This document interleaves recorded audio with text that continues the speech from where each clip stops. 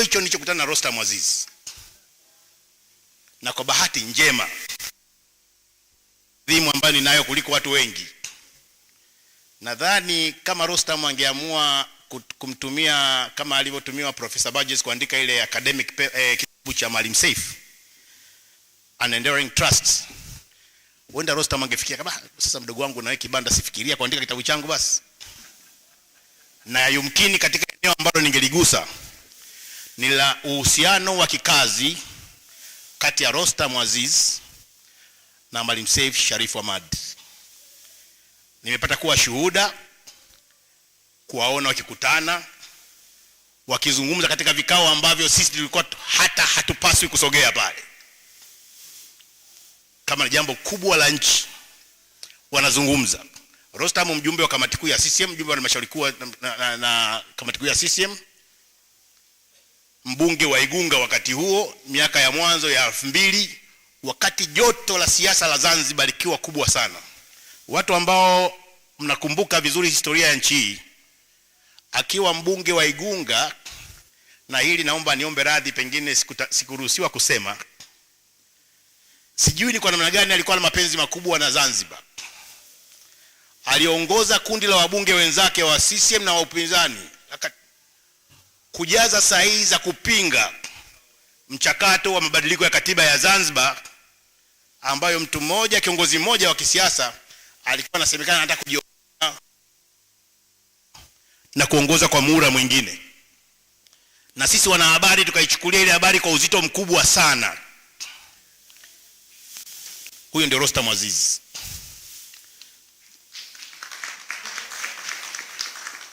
Rostam Aziz ambaye nasikitika kama mwanahabari, kwa sababu ya kuzingatia miko na maadili ya uandishi wa habari sikuruhusiwa kuandika kitu ambacho nakijua, ndiye aliyekuwa nyuma ya kile kilichozaa serikali ya umoja wa kitaifa, baada yeye na Maalim Seif katika vikao ambavyo vilikuwa vinafanyika wakati mwingine Zanzibar, ambavyo mimi nilikuwa sivioni hivyo Zanzibar, lakini ambavyo niliona Dar es Salaam, wakati mwingine nyumbani kwa Rostam, mimi nikiwa katika kazi zangu za uandishi wa habari, na naambiwa sasa hili si kila unachokiona kinaandikwa Absalom. Unajua hali ya siasa ya Zanzibar. Wakati huo Zanzibar imetoka katika kitu kinaitwa mgogoro, zama hizo wakitumia mpasuko wa kisiasa Zanzibar. Mara kadhaa ndugu yangu Jusa Ismail akiwa ameambatana na Maalim Seif walifika nyumbani kwa Rostam, na kile ambacho Mheshimiwa Rais Amani Abeid Karume alikitusimulia mwaka jana hapa, cha kukutana na Maalim Seif Sharif Hamad, hata kabla ya ule mkutano wa muafaka kule Butiama, nilikishuhudia kiki kimefanyika nyumbani kwa Rostam Aziz.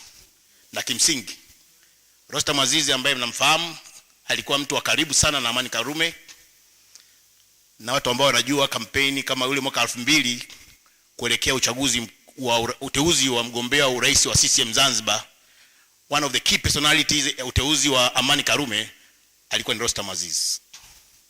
Kwa hiyo ilikuwa rahisi sana kwake kujenga ushawishi kwa upande wa Karume, lakini zaidi kwa imani ambayo Maalim Seif aliijenga kwa Rostam Aziz. Sasa huo ni upande wa nilikuja Zanzibar mwaka 2006 na 2007, na mmoja wa waandishi wenzangu nikaomba kukutana na Maalim Seif Sharif Hamad nyumbani kwake, na nikamuuliza, Mheshimiwa Maalim, umeniambia mambo mengi sana kama kijana wako, unaniamini. Na moja ya mambo ambayo baba Maalim Seif alipata kuniambia wakati huo ni namna baba wa taifa alivyokuja akamuomba radhi yeye kutokana na makosa ambayo aliyafanya mwaka 87 88 ya kumfukuza wanachama. Na hili watu ambao mmesoma kitabu cha 38 Reflections cha Julius Nyerere ambacho kimeandikwa na kuhaririwa na Professor Mandosia na Mwapachu, Maalim Seif amesema pale, akinukuu maneno ya baba wa taifa akihojiwa na Deutsche Welle, namna ambavyo kama akiwa rais, moja wapo lilikuwa ni kumvua wanachama Maalim Seif Sharif Hamad. Huyo ndio mtu ambaye leo Rostam Aziz atakuja kutuambia ni kwa namna gani alimfahamu Maalim Seif na kwa namna alivyoshirikiana. Na tunajua Rostam Aziz amepata kuwa mweka hazina wa Chama cha Mapinduzi, na kabla ya hapo Maalim Seif alikuwa alikuwa mkuu wa idara ya mipango na uchumi. Nitumie fursa hii kumkaribisha Mheshimiwa Rostam Aziz kuja kuzungumza hapa, na ili tupate muda mzuri na wa kutosha wa maswali. Huo ulikuwa ni utangulizi. Karibu Rostam Aziz.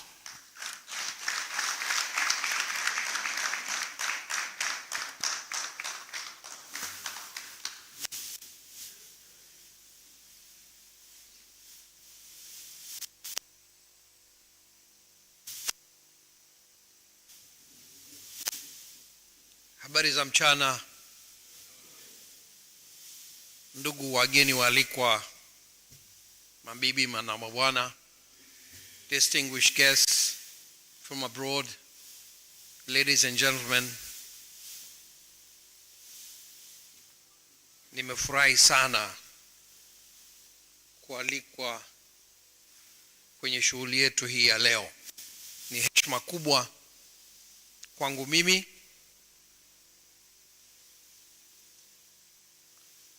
na ningependa niwashukuru wale wote waliohusika na maandalizi ya shughuli yetu hii ya leo.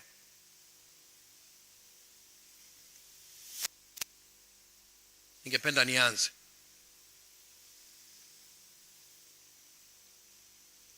Ulipokuwa unakaa na Maalim Seif Sharif Hamad, ulikuwa unahisi hasa kuwa umekaa na kiongozi hakuhitaji hata kusema chochote. Uwepo wake popote alipokuwepo alithibitisha uwepo wa kiongozi, tena kiongozi kwa maneno hasa ya kiongozi.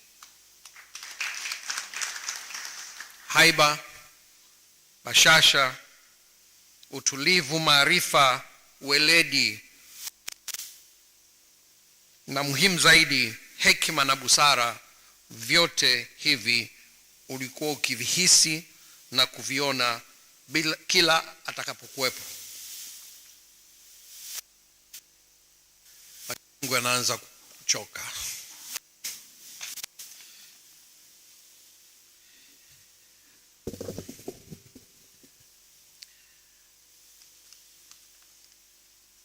Haya si ya kuhadithiwa na wengine. Nimeahisi na kuyaishi mimi mwenyewe nilipokuwa nikikutana na Maalim Seif.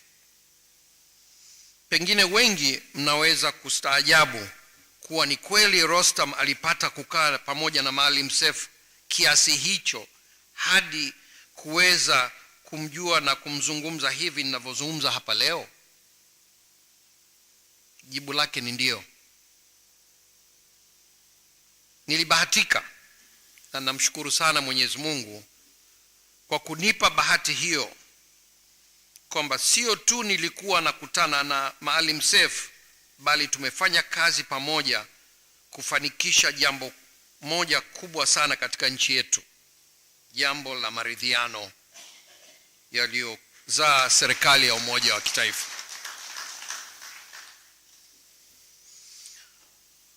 Tulianza kufanya kazi na Maalim Seif na ndugu yangu Ismail Jussa kuhusu swala hili tokea mwaka 2004. Nilipata nguvu ya kuendelea na jambo hili baada ya kuwa nilishakutana na kufanya mazungumzo mara nyingi na rafiki yangu wa karibu, Rais mstaafu Abedi Karume, tangu kabla hata hajawa rais, na kuweza kuona shauku yake ya kuiondoa Zanzibar kwenye siasa za migawanyiko na mifarakano. Hilo linivutia sana, nikaamua kufanya naye kazi, na ili msimu wa mimi kumuunga mkono katika urais wake wa mwaka 2000. Ulipokuja uchaguzi wa 2005 na Rais mstaafu Jakaya Mrisho Kikwete kuteuliwa kuwa mgombea urais wa Jamhuri ya Muungano kupitia CCM, tukaona sasa timu imekamilika. Tukaona ni fursa ya kulifanikisha hili. Huu ulikuwa ndio msingi wa mazungumzo ya muafaka watatu ambayo yalikuwa kisiki na hatimaye yakaja kukwamuliwa na mazungumzo ya maridhiano kati ya rais mstaafu Amani Abeid Karume na Maalim Seif hapo mwaka 2009. Kamati ya maridhiano ikaundwa Zanzibar, kura za maoni zikafanyika, katiba ya Zanzibar ikabadilishwa na hatimaye serikali ya umoja wa kitaifa ikaanzishwa Zanzibar. Nimeamua kuyasema haya ili tujikumbushe kwamba mtu ambaye ndiye sababu ya kukusanyika kwetu hapa hakuwa mtu wa kawaida hata kidogo. Ni mtu aliyejitoa nafsi yake na akaukataa ubinafsi kwa kujali nchi yake na watu wake. Huyo ndio Maalim Seif. Ni aina ya viongozi ambao nadra sana kutokea katika nchi. Huwa ni zawadi kutoka kwa Mwenyezi Mungu na huchukua miaka mingi na vizazi kadhaa kabla mwingine hajaja. Yeye mara zote alijali maslahi mapana ya nchi yake na watu wake. Bila shaka, bila kuwa na elimu bora kwa Wazanzibari, ndoto ya Zanzibar mpya haitoweza kutimiza. Hata hivyo, ni imani yangu thabiti kwamba bila umoja katika hali ya kuwepo maridhiano, hata muda wa kuwaza kuwa na Zanzibar ambition kama yalivyokuwa nayo Maalim Seif hautakuwepo. Kuna ushahidi wa kisayansi kuhusu wa maridhiano katika maendeleo ya watu. Hapa nitanukuu matokeo ya utafiti wa kitaalamu yaliyotolewa mwaka 2017 katika taarifa iliyoitwa Zanzibar Poverty Assessment. Wataalam walionyesha kuwa katika kipindi cha miaka mitano kati ya mwaka 2010 na 2015, kasi ya kupungua kwa umaskini ilifikia 11%. Hii ilikuwa ni kasi kubwa zaidi ya kupungua umaskini Zanzibar kuliko wakati wowote tangu mwaka 1964. Itakumbukwa kuwa kipindi hiki ndicho kipindi ambacho serikali ya umoja wa kitaifa iliundwa kwa mara ya kwanza na Zanzibar kupata utulivu kubwa, na hivyo kuchochea shughuli za kiuchumi zilizozalisha ajira kwa Wazanzibari na kuwapa kipato cha kuendesha maisha yao. Nina uhakika kwamba takwimu za kati ya mwaka 2015 hadi mwaka 2020 zitakapotoka, hali itakuwa ni tofauti sana.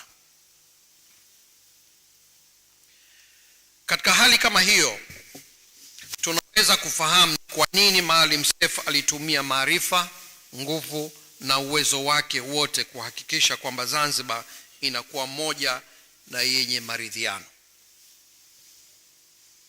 Lakini nje ya hayo, Maalim Seif pia alikuwa na dira ya namna ya kuijenga Zanzibar mpya ambayo msingi wake ulikuwa ni elimu. Mwenyewe akifupisha dira yake hiyo kupitia maneno aliyoyaita yaliyojikita kwenye dhamira aliyokuwa akirudia mara kwa mara, dhamira ya kuifanya Zanzibar kuwa Singapore ya Afrika. Na hilo ndilo ninalotaka kujikita nalo katika mazungumzo yangu hapa leo. Nianze kwa kunukuu sehemu ya taarifa ya hali ya umaskini nchini Tanzania iliyotoka mwaka 2020, ambapo wataalamu walioiandaa walisema Tanzania inapaswa kufanya uwekezaji mkubwa kwenye mtaji wa watu, human capital, na kuongeza ujuzi, yani skills, kwa nguvu kazi yake ili kuchochea kasi ya ukuaji wa uchumi na kuzalisha ajira, hasa katika sekta zinazoongeza kasi ya ukuaji wa uchumi. Nukuu hii ni sahihi kwa Zanzibar kama ilivyo kwa Tanzania, lakini pia ni sahihi kwa Afrika na nchi yoyote duniani. Elimu ni msingi mkubwa na muhimu sana wa maendeleo ya taifa lolote duniani, kwani takwimu zinaonyesha kuwa watu wenye elimu na ujuzi wanafanikiwa zaidi kuondoka katika dimbwi la umaskini kuliko watu ambao hawana elimu. Katika uongozi na dira yake, alisisitiza sana umuhimu wa kujenga uwezo wa kielimu kwa Wazanzibari ili waweze kuzikabili changamoto za maisha yao, kuleta maendeleo yao na kutengeneza utajiri katika nchi yao. Alikuwa na ndoto ya kuifikisha Zanzibar mahala pakubwa kiuchumi na katika maendeleo ya jamii kwenye eneo letu la ukanda wa Afrika Mashariki na katika dunia. Kutengeneza ndoto kwa unaowaongoza na kuwapa hamasa na imani ya kuweza kuifikia ndoto hiyo.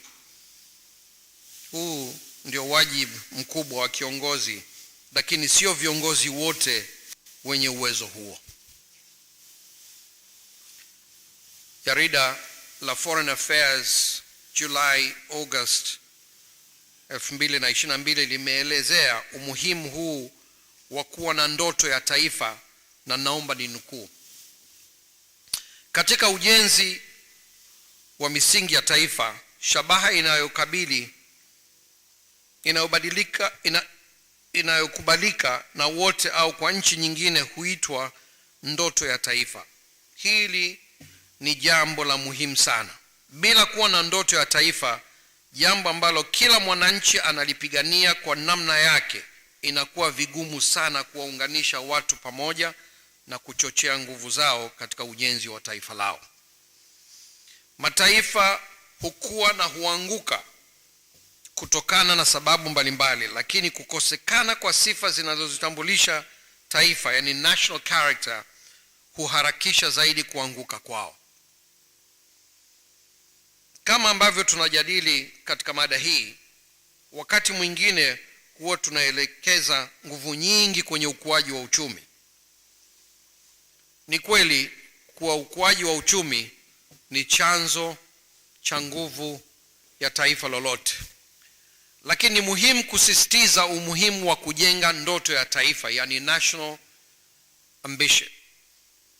Raia wote kuwa na fursa sawa za maendeleo, kujenga utaifa bila kujali dini, kabila, rangi au upande wa muungano, dola yenye nguvu, ujenzi wa taasisi imara. Hili ndilo jambo ambalo Maalim alikuwa analipigania maisha yake yote. Zanzibar inayopaa kiuchumi, ikiwa ni kituo kikuu cha biashara na huduma katika eneo la Afrika Mashariki, yani Singapore ya Afrika. Ndoto hii haipaswi kuachwa, bali ni wajibu wetu sote kuendelea kuipigania.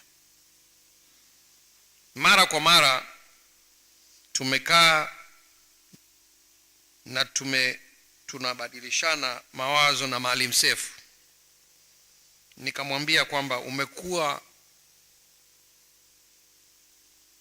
ukiwapa matumaini makubwa wa Zanzibari kuwa utaweza kuwaongoza na hivyo kubadilisha maisha yao, lakini maisha yao ndani ya muda mfupi. Nikamuuliza atalifanikisha jambo hili vipi. Jibu lake lilionyesha mtu anayejua anachokitaka na jinsi ya kukifanikisha. Aliniambia ni lazima kwanza uwe na dira. Akaniambia yeye anayo dira ya namna ya kuweza kuibadilisha Zanzibar kwa nchi tajiri ambayo watu wake wanaishi vizuri na kupata huduma bora kutoka kwenye serikali yao. Lakini akasema dira hiyo haiwezi kufanikiwa ikiwa wananchi wa Zanzibar hawatakuwa sehemu yake, na badala yake wakawa watazamaji tu wa mafanikio ya wawekezaji kutoka nje. Akasema katika hali iliyoonyesha ana imani ya dhati anachokisema,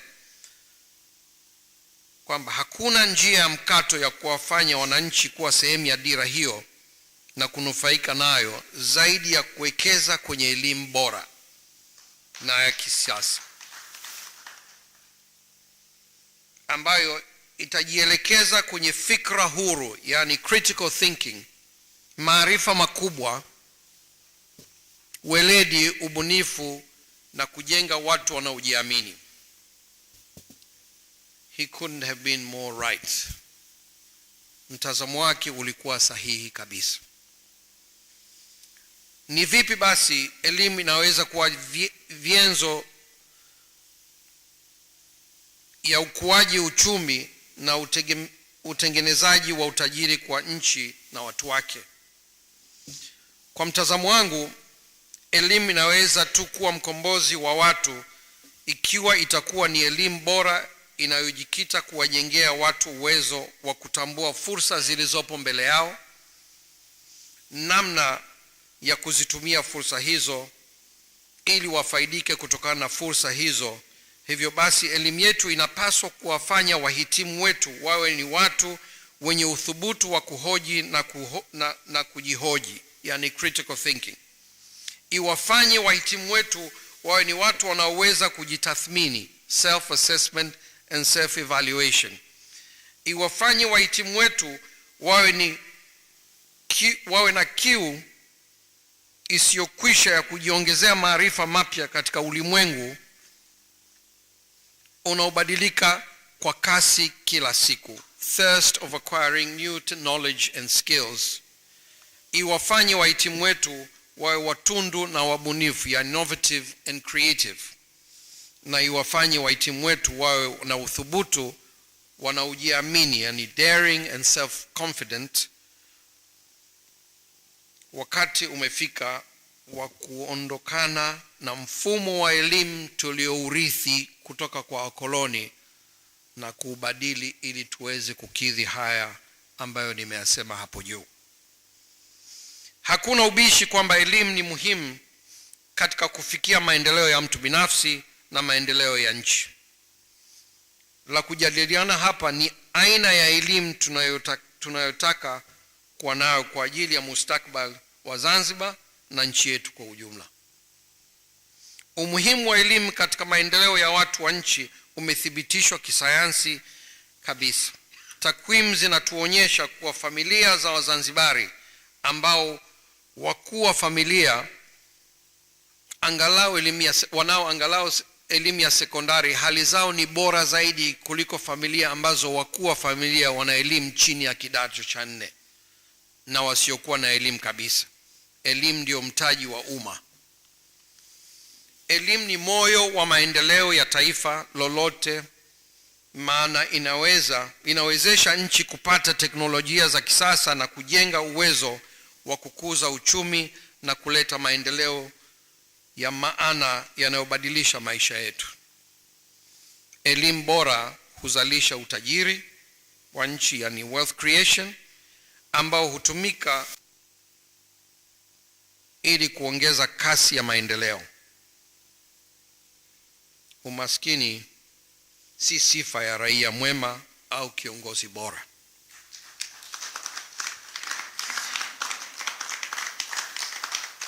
Hali ya elimu kwa Zanzibar ina nafuu ukilinganisha na nchi nyingi za kusini mwa jangwa la Sahara, kwa maana idadi ya watoto waliopata nafasi ya kwenda shule, lakini tatizo kubwa linabaki kuwa ni kiwango cha elimu inayotolewa. Nusu ya Wazanzibari angalau wana elimu ya sekondari na ni 20% tu ya Wazanzibari ambao hawana elimu ya aina yoyote. Hata hivyo, kilio kikubwa ni ubora wa elimu inayotolewa kwa Wazanzibari. Katika kumwenzi Maalim Seif, ni muhimu sana tuwekeze nguvu kubwa katika ubora wa elimu ili kuwaandaa Wazanzibari kiuchumi ambao yeye Maalim Seif aliamini unapaswa kufikiwa. ambao ni wa kuifanya Zanzibar kuwa Singapore ya Afrika, yani kituo cha biashara huduma katika Afrika Mashariki na bara la Hindi. Kwa kuwa dira Maalim Seif na Wazanzibari wengi ni Zanzibar kuwa Singapore ya Afrika, ni vyema tukatazama namna nchi hiyo ilivyoweka nguvu kwenye elimu katika maendeleo yake. Waziri Tharman Shanmugatram wa Singapore amenukuliwa katika kitabu cha The Asian Aspiration akisema, naomba nimnukuu: elimu ndio mkakati wetu muhimu wa kiuchumi na kijamii. Tangu tupate uhuru tuliamua kuondoa siasa kwenye elimu, lakini tulichukua maamuzi ya kisiasa kuhakikisha kuwa elimu yetu inazingatia matokeo bora ya kusukuma nchi yetu mbele. Vile vile tulizipa mamlaka za elimu uhuru mkubwa. Mwisho wa kunukuu.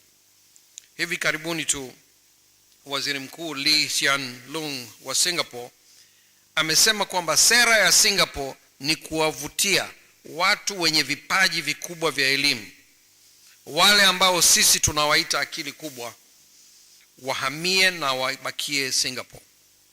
Alisema hao wanaweza kuwa chachu ya maendeleo ya Singapore. Mbegu ya kuthamini elimu na weledi katika kujenga Singapore mpya iliyo tajiri imeelezwa kwa ufasaha zaidi na Waziri Mkuu wa mwanzo wa Singapore Lee Kuan Yew katika kitabu chake The Singapore Story from Third World to First, ambapo alisema waliwekeza nguvu kubwa katika kuinua kiwango cha elimu nchini mwao kwa sababu waliamini kuwa elimu ndio inayoweza kuijenga Singapore aliyokuwa akiitaka. Lakini kutoa elimu hakukutosha. Akasema katika kuajiri waliondosha upendeleo wa aina yoyote na badala yake wakaenda kujifunza na kuutumia mfumo wa kampuni kubwa ya biashara ya mafuta ya Shell, ambayo ilikuwa inaangalia sifa za mtu, yani meritocracy, na ukao ndio mkazo wa uajiri walioufanya. Hivyo ndivyo Singapore ilivyojengwa, na hivyo ndivyo mfumo wa elimu katika nchi yote inaudhamiria kufikia ukuaji mkubwa wa uchumi na kuzalisha utajiri wa taifa unavyopaswa kuwa. Msingi wa mfumo wa elimu huo unapaswa kuwa uhuru wa mawazo, yani freedom of thought and critical thinking, ubunifu, innovation, na uwekezaji, yani empowerment, ambao nafurahi kuona kuwa ndio maudhui ya mkutano huu wetu wa leo. Utafiti wa viwango vya elimu katika nchi 54 za Afrika uliofanyika mwaka jana umebainisha kwamba Seychelles na Mauritius, nchi za visiwa kama Zanzibar, zinashika nafasi ya kwanza na ya tatu kwa ubora wa elimu wanazotoa. Kama Seychelles na Mauritius wameweza, Zanzibar pia inaweza. Katika kumwenzi Maalim Seif, Zanzibar inapaswa sasa kupanga mpango wa muda mrefu wa elimu inayopaswa kuendesha uchumi inaoutaka. Kwa Zanzibar pia kuanzia hapo panawezekana kabisa. Pa kuanzia ni wapi? Zanzibar na Wazanzibari wengi waliopo nje, yani diaspora, walikwenda kutafuta maisha na hivyo kupata elimu kubwa. Inapaswa kuwa na sera mahususi ya kuwavutia kurudi kwa ajili ya kujenga mfumo madhubuti ambao utahakikisha kizazi kipya cha Wazanzibari kinatayarishwa kwa elimu, kuwa na elimu inayokidhi maendeleo ya dunia ya sasa na ndoto ya aina uchumi ambao Zanzibar inataka kuujenga. Kiwango cha Wazanzibari wenye elimu ya sekondari ni kikubwa kuliko nchi yote nyingine kusini mwa Afrika, kusini mwa jangwa, na hivyo hapa hatuna budi pongeza serikali zilizopita kwa hilo, lakini kinachotakiwa ni kujenga uwezo wao hawa ambao wamefanikiwa kusoma mpaka hapo, kwa kuwapa re-education kwa kupitia njia mbalimbali zinazopaswa kubuniwa na kuongeza kiwango cha ujuzi, yani skills. Elimu ujuzi itasaidia kujenga mtaji wa umma wa ndani ili kuwezesha wananchi wa Zanzibar na Tanzania kufaidika kwa pamoja na juhudi zinazofanywa na Rais wa Jamhuri ya Muungano wa Tanzania Mheshimiwa Samia Suluhu Hassan katika kuchochea mitaji kutoka nje. Ni muhimu hapa niweke msisitizo mkubwa kwamba mitaji kutoka nje, yani FDI, ni kichocheo cha ukuaji wa uchumi, kwani mitaji hii inaziba pengo la uwezo wetu mdogo wa kuweka akiba tulionayo hivi sasa. Uwiano wa uwekaji akiba wa pato la taifa, yani savings to GDP ratio, hapa Tanzania ni wa kiwango cha chini sana, yani chini ya 15%, wakati kwa uchumi wetu ili tupige hatua kubwa ya maendeleo tunahitaji angalau kuwa na uwiano wa 30%. Hii nakisi inafidiwa na akiba za watu wengi kutoka nje. Tangu ameingia madarakani Rais Samia Suluhu Hassan na Rais wa Zanzibar Dr. Hussein Ali Mwinyi wamekuwa mstari wa mbele kushawishi mitaji kutoka nje kuingia nchini. Katika kipindi cha mwaka mmoja tangu Machi 2021 mpaka Machi 2022, mtaji kutoka nje ulioingia nchini iliongezeka kwa 300% kutoka bilioni 1.13 na kufikia bilioni 4.14 za Kimarekani. Vile vile kutokana na juhudi za Rais Samia Suluhu Hassan, Tanzania imeweza kufungua mahusiano yake na mashirikiano ya kimataifa kiasi cha kufaidika na mikopo nafuu na riba sifuri kutoka shirika la fedha la kimataifa IMF, ambapo fedha hizo zinaelekezwa katika uwekezaji katika sekta ya elimu na afya. Uwekezaji wa kiwango hiki pamoja na faida zake hautakuwa na tija kubwa iwapo Watanzania hawaandaliwi kuwa na elimu yenye ujuzi, na matokeo yake watashindwa kutumia fursa ipasavyo na faida yote kwenda kwa wawekezaji kutoka nje, na kuwafanya Watanzania na Wazanzibari kubaki watazamaji tu. Hii ni hatari kwa taifa lolote lile. Juhudi zinazofanywa na Rais Dr. Mwinyi kutazama sekta ya elimu Zanzibar kwa kuunda kikosi maalum kilicho sheheni wataalam wabobezi wa elimu kwa lengo la kuona namna ya kuongeza ubora wa elimu Zanzibar ni juhudi zinazopaswa kuungwa mkono na ni njia bora ya kumwenzi Maalim Seif.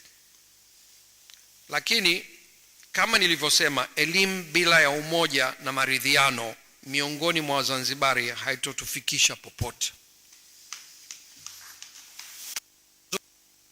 Kwa bahati nzuri sana, kwa jinsi ninavyomfahamu Dr. Hussein Mwinyi, yeye ni muumini wa maridhiano, na kwa kuwa anajali maendeleo ya Wazanzibari na kwa sababu anajua hayawezi kupatikana bila maridhiano, basi naamini tutaona maridhiano yakiimarika zaidi katika kipindi chake cha uongozi. Maendeleo ya kiuchumi na hususan uimarishaji wa uchumi mpana yanapaswa kuwa kipaumbele cha serikali yoyote ile iliyoko makini, kwani kukua kwa shughuli za uchumi ndio kunazalisha ajira na hatimaye maisha ya wananchi kuwa mazuri na bora zaidi. Maalim Seif, licha ya kwamba hakuwahi kuwa kiongozi mkuu wa nchi yetu, lakini katika wadhifa aliyoushika serikalini alionyesha juhudi za ujenzi wa uchumi. Alipokuwa katibu wa halmashauri kuu ya CCM mipango na uchumi miaka 80, katikati ya utaifishaji wa mali za watu, Maalim alizuia baadhi ya utaifishaji kwa sababu tu aliamini kuwa uchumi unajengwa na sekta binafsi. Maalim Seif alihadithia mwenyewe kuwa alipotembelea kiwanda cha kuchakata mafuta ya kula kule kwetu Shinyanga na kukutana na wamiliki na kuelezwa namna biashara ile inavyofanya kazi, alizuia utaifishaji wa kiwanda kile. Hata sera za kufungua milango ya biashara ambazo Rais Ali Hassan Mwinyi alizitekeleza baada ya mwaka 1985 zilitokana na kazi ambayo Maalim Seif alifanya na Rais Mwinyi wakati wawili hao wakiendesha serikali ya Zanzibar mwaka 1984. Hakika Maalim Seif alikuwa miongoni wa viongozi mahiri, mwenye maono, dira na nia kuipeleka Zanzibar na Tanzania katika uchumi wa juu zaidi kwa manufaa ya watu wake. Nirudie kusisitiza kuwa uchumi endelevu ni uchumi ambao unashirikisha wananchi vya kutosha. Wananchi hawawezi na hawapaswi kuwa watazamaji tu au wafanyakazi tu wa wageni. Ni lazima elimu na juhudi za makusudi za kisera zielekezwa katika kuhakikisha ushiriki wa wananchi katika uchumi wao. Tusibaki kufurahia takwimu tu za ongezeko la mitaji, kukua kwa GDP na kadhalika. Kama watu hawaoni mabadiliko, hizo takwimu hazitakuwa na msaada unaostahili. Hapa Zanzibar, wananchi wengi wapo katika sekta ya huduma kwa sababu ya aina ya uchumi wake. Ni lazima mfumo wa elimu ya Zanzibar uhakikishe kuwa Wazanzibari wanakuwa na ujuzi wa kutosha kushiriki katika sekta kuu ya utalii, lakini pia sekta zinazounganika na sekta hiyo kama vile sekta ya huduma za usafiri wa baharini, angani, wa nchi kavu, huduma za fedha na mabenki, uhasibu, ukaguzi, wanasheria, uzalishaji wa bidhaa zinazohitajika katika utalii, zikiwemo zile zinazotokana na kilimo cha mboga na matunda, ufugaji na uvuvi, uendeshaji wa migahawa ya kisasa na biashara za vito vya thamani. Zanzibar sio tu itoe wafanyakazi wazuri wa mahoteli, bali pia itoe mameneja bora na wabunifu wanaoweza kusimama na kuhesabika katika huduma zote muhimu zinazoendesha uchumi wa visiwa hivi. Sekta mpya zinazoibuka Zanzibar ni pamoja zile za gesi asilia na mafuta, nishati inayotokana na vyanzo visivyomalizika kama ya jua na upepo, yani renewables, na kilimo cha matunda, viungo, ambapo Zanzibar kumekuwa na uzalishaji wa muda mrefu lakini ni wa kienyeji. Uzalishaji wa viungo na mboga unahusiana moja kwa moja na ukuaji wa sekta ya utalii. Zanzibar leo inapokea watalii wanaofika 600,000 kwa mwaka, na tayari tunaona sehemu kubwa ya vyakula hata mboga vikiagizwa kutoka nje ya Zanzibar. Hivi wakifika watalii 2,000,000 kwa mwaka, tutajenga terminal ya kuingiza michicha, nyanya na vitunguu. Ni vyema sasa hatua mahsusi zichukuliwe kuwajengea uwezo na elimu wa Zanzibari ili wawe na ujuzi wa kuzalisha kwa tija bidhaa hizo ndani ya ardhi ya Zanzibar. Ili hoja yangu ieleweke vizuri, ni vyema nikatoa mfano wa vipi elimu na maarifa huleta mabadiliko, kukuza uchumi na kutengeneza utajiri.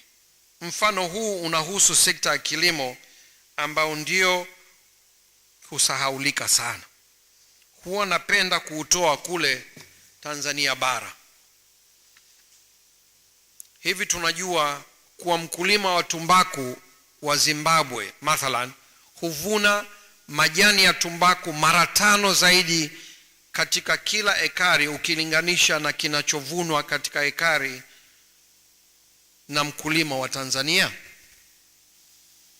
Tija hii inatokana na utaalam ambao ni zao la elimu ya mara kwa mara. Kwenye chai ni hivyo hivyo. Tanzania yenye mashamba ya ekari mara 3 zaidi ya Sri Lanka kupata mapato ya fedha za kigeni ya shilingi dola milioni 34 kwa mwaka, wakati Sri Lanka hupata zaidi ya dola milioni 900. Hadithi ni hiyo hiyo kwenye karafuu ukilinganisha Zanzibar na nchi nyingine zinazolima zao hilo. Ni lazima tubadilishe mfumo wetu wa elimu tunayotoa kwa watu ili ujibu changamoto hizi.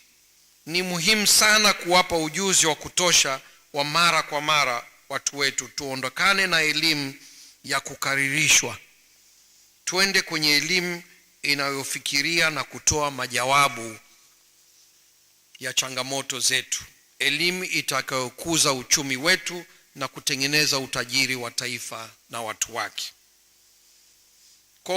Kwa upande wa mafuta na gesi asilia, nishati inayotokana na vyanzo vya jua na upepo na maeneo ya usafiri wa baharini na angani, ni muhimu zaidi ya kuandaa vijana wetu katika ngazi zote za ujuzi. Elimu itukomboe, tusiwe watazamaji katika jitihada za kukua kwa uchumi. Watunga sera wetu walikumbuke hili muda wote.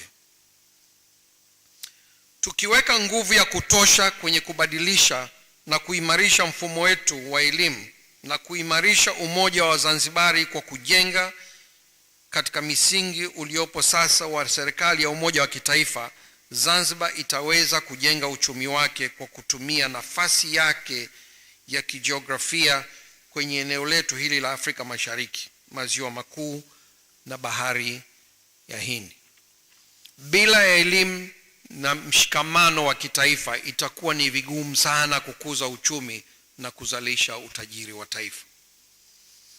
Kama alivyosema Rais Samia Suluhu Hassan katika mazungumzo yake na Rais William Ruto wa Kenya hivi karibuni, tusipoimarisha uwezo wa watu wetu kushiriki katika uchumi, tutajikuta tunagawana umaskini badala ya kugawana utajiri. Ni kwa sababu watu wetu hawana elimu na ujuzi, ndio maana tunapata wawekezaji uchwara ambao wanakuja kuchukua fursa za Watanzania, mithili ya mtu anayeona kwa mbali akiwa ameingia kwenye eneo la watu wasioona kabisa. Kwa kulitambua hilo, ndio maana Rais Samia amejitoa na kujipambanua kuwa mkombozi halisi wa wanyonge na maskini wa nchi hii. Kwa tafsiri sahihi ya neno hili, mtetezi au mkombozi wa wanyonge si yule anayepiga kelele na kusema wapa wananchi wake vituo vya afya, kuwajengea shule, kuwajengea masoko, kuwafungulia fursa za biashara na ujasiriamali na kuifungua Tanzania kimataifa. Huyo ndio mkombozi sahihi wa uchumi.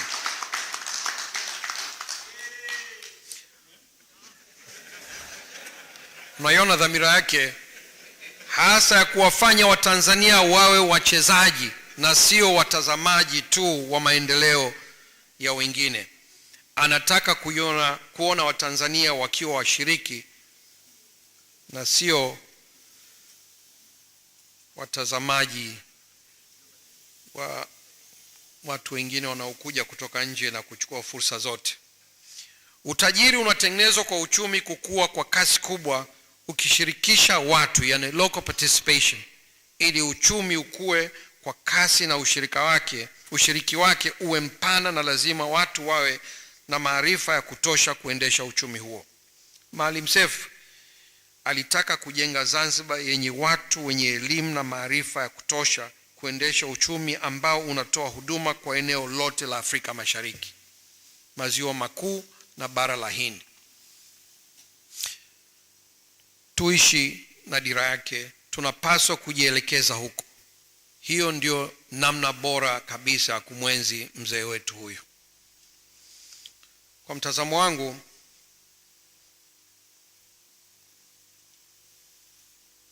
nina hakika tukitafakari vizuri tutakubaliana sote kuwa viongozi wa aina ya Maalim Seif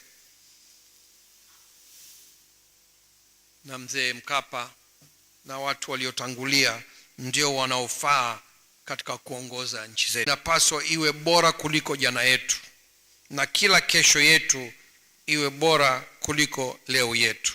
Watoto wetu wapate elimu, vijana wetu wapate ajira, mama zetu waweze kuishi maisha bora bila kuhangaika na kuteseka, na wajasiriamali wetu waweze kutajirika na kutengeneza mitaji ya kuwekeza zaidi. Ni muhimu kuwaenzi viongozi wa aina ya Maalim Seif. Nimefurahi kusikia kuwa Zanzibar imeunda kikosi kazi cha kuangalia namna ya kufanya mageuzi makubwa ya mfumo wa elimu. Wito wangu kwa watunga sera na wenye mamlaka ni kutofanya mageuzi ya juu, bali ikibidi hata kufanya mapinduzi ya mfumo wa elimu ili ukidhi mahitaji ya Zanzibar ya sasa na vizazi vijavyo.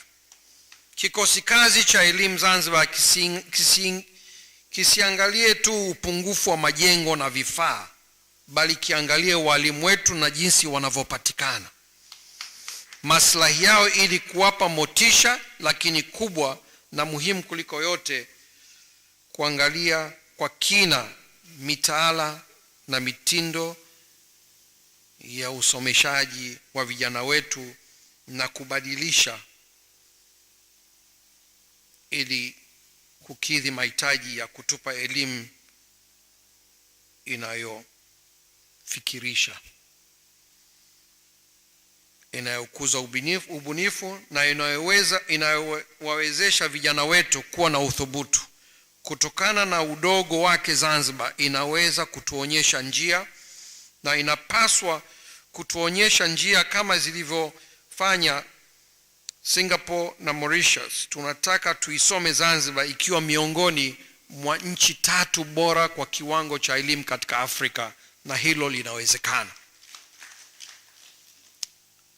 Nimalizie kwa kuacha swali kwa washiriki wa mkutano huu mkubwa na muhimu.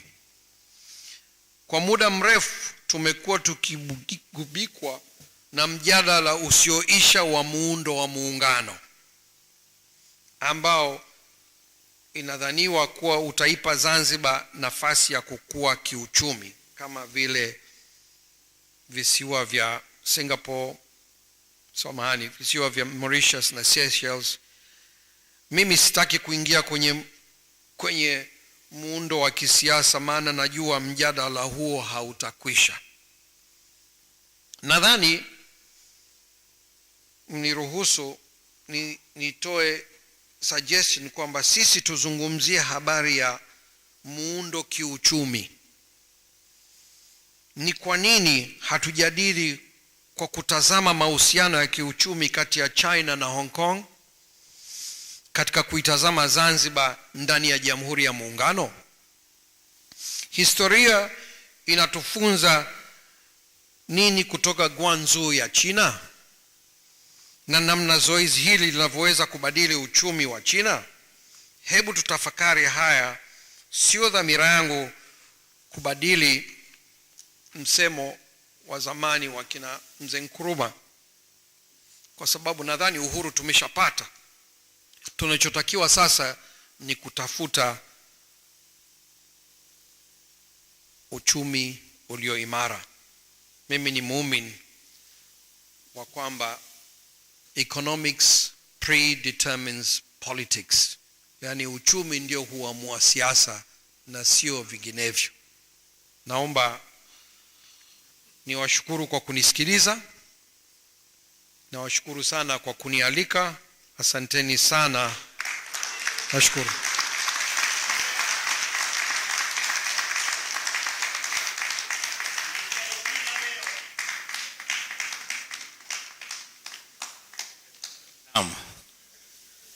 Tunashukuru sana ndugu yetu kaka yetu Rostam Aziz. Maana nilikuwa naandika hapa nikakuta nikalazimika nimrekodi kabisa nisije nikamiss. Na nadhani hizi dakika 40 ambazo wamezungumza zimetosheleza na kukidhi haja ya mahitaji yetu. Nadhani sasa umefika wasaa wa mjadala. Amezungumza kuhusu kile amekita wawekezaji uchwara.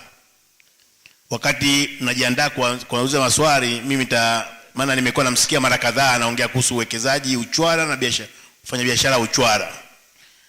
Pengine atupe kwa muktadha halisi wa Kitanzania anamaanisha nini sana hasa anapozungumzia uwekezaji uchwara na wafanya biashara uchwara kwa muktadha halisi wa Kitanzania. Jamani, maswali watu watatu wa kwanza. Naam, tunaanza. Sasa wewe uliuliza asubuhi, lakini sasa Salum si uje basi raundi ya pili. Kuna mwanamama wali asimame mwenyewe tu hapo. Simama basi. Jamani, tukampeleke mic pale. Salum, tutarudi hapa, weka akiba tu, nafasi yako ipo.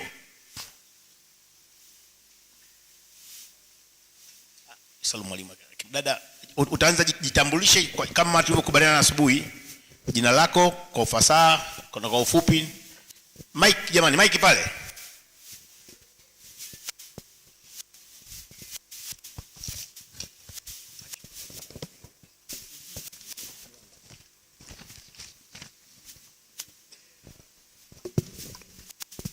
Asante, mimi naitwa Najat Omar, ni mwandishi wa habari kutoka The Chanzo. Bwana Rostam, kwanza niseme asante kwa niaba ya Wapemba kama ulizungumza na Maalim kuhusu serikali ya hii iliyoko Zanzibar. Kwanza niseme hilo. Lakini swali langu ni kwamba umezungumzia sana maisha yako yeye Maalim na wewe. Nilikuwa nataka kujua kwenye mazungumzo yote mliokuwa mkizungumza wakati wa uhai wake, lakini na mazungumzo yako ambayo kwa takriban yamezidi dakika 55, ulikuwa unafikiria ni wapi mfumo wa elimu Zanzibar unakosea? Kwa sababu licha ya kwamba hii taasisi iko na watu wengi mashuhuri ambao wana vyeo, ambao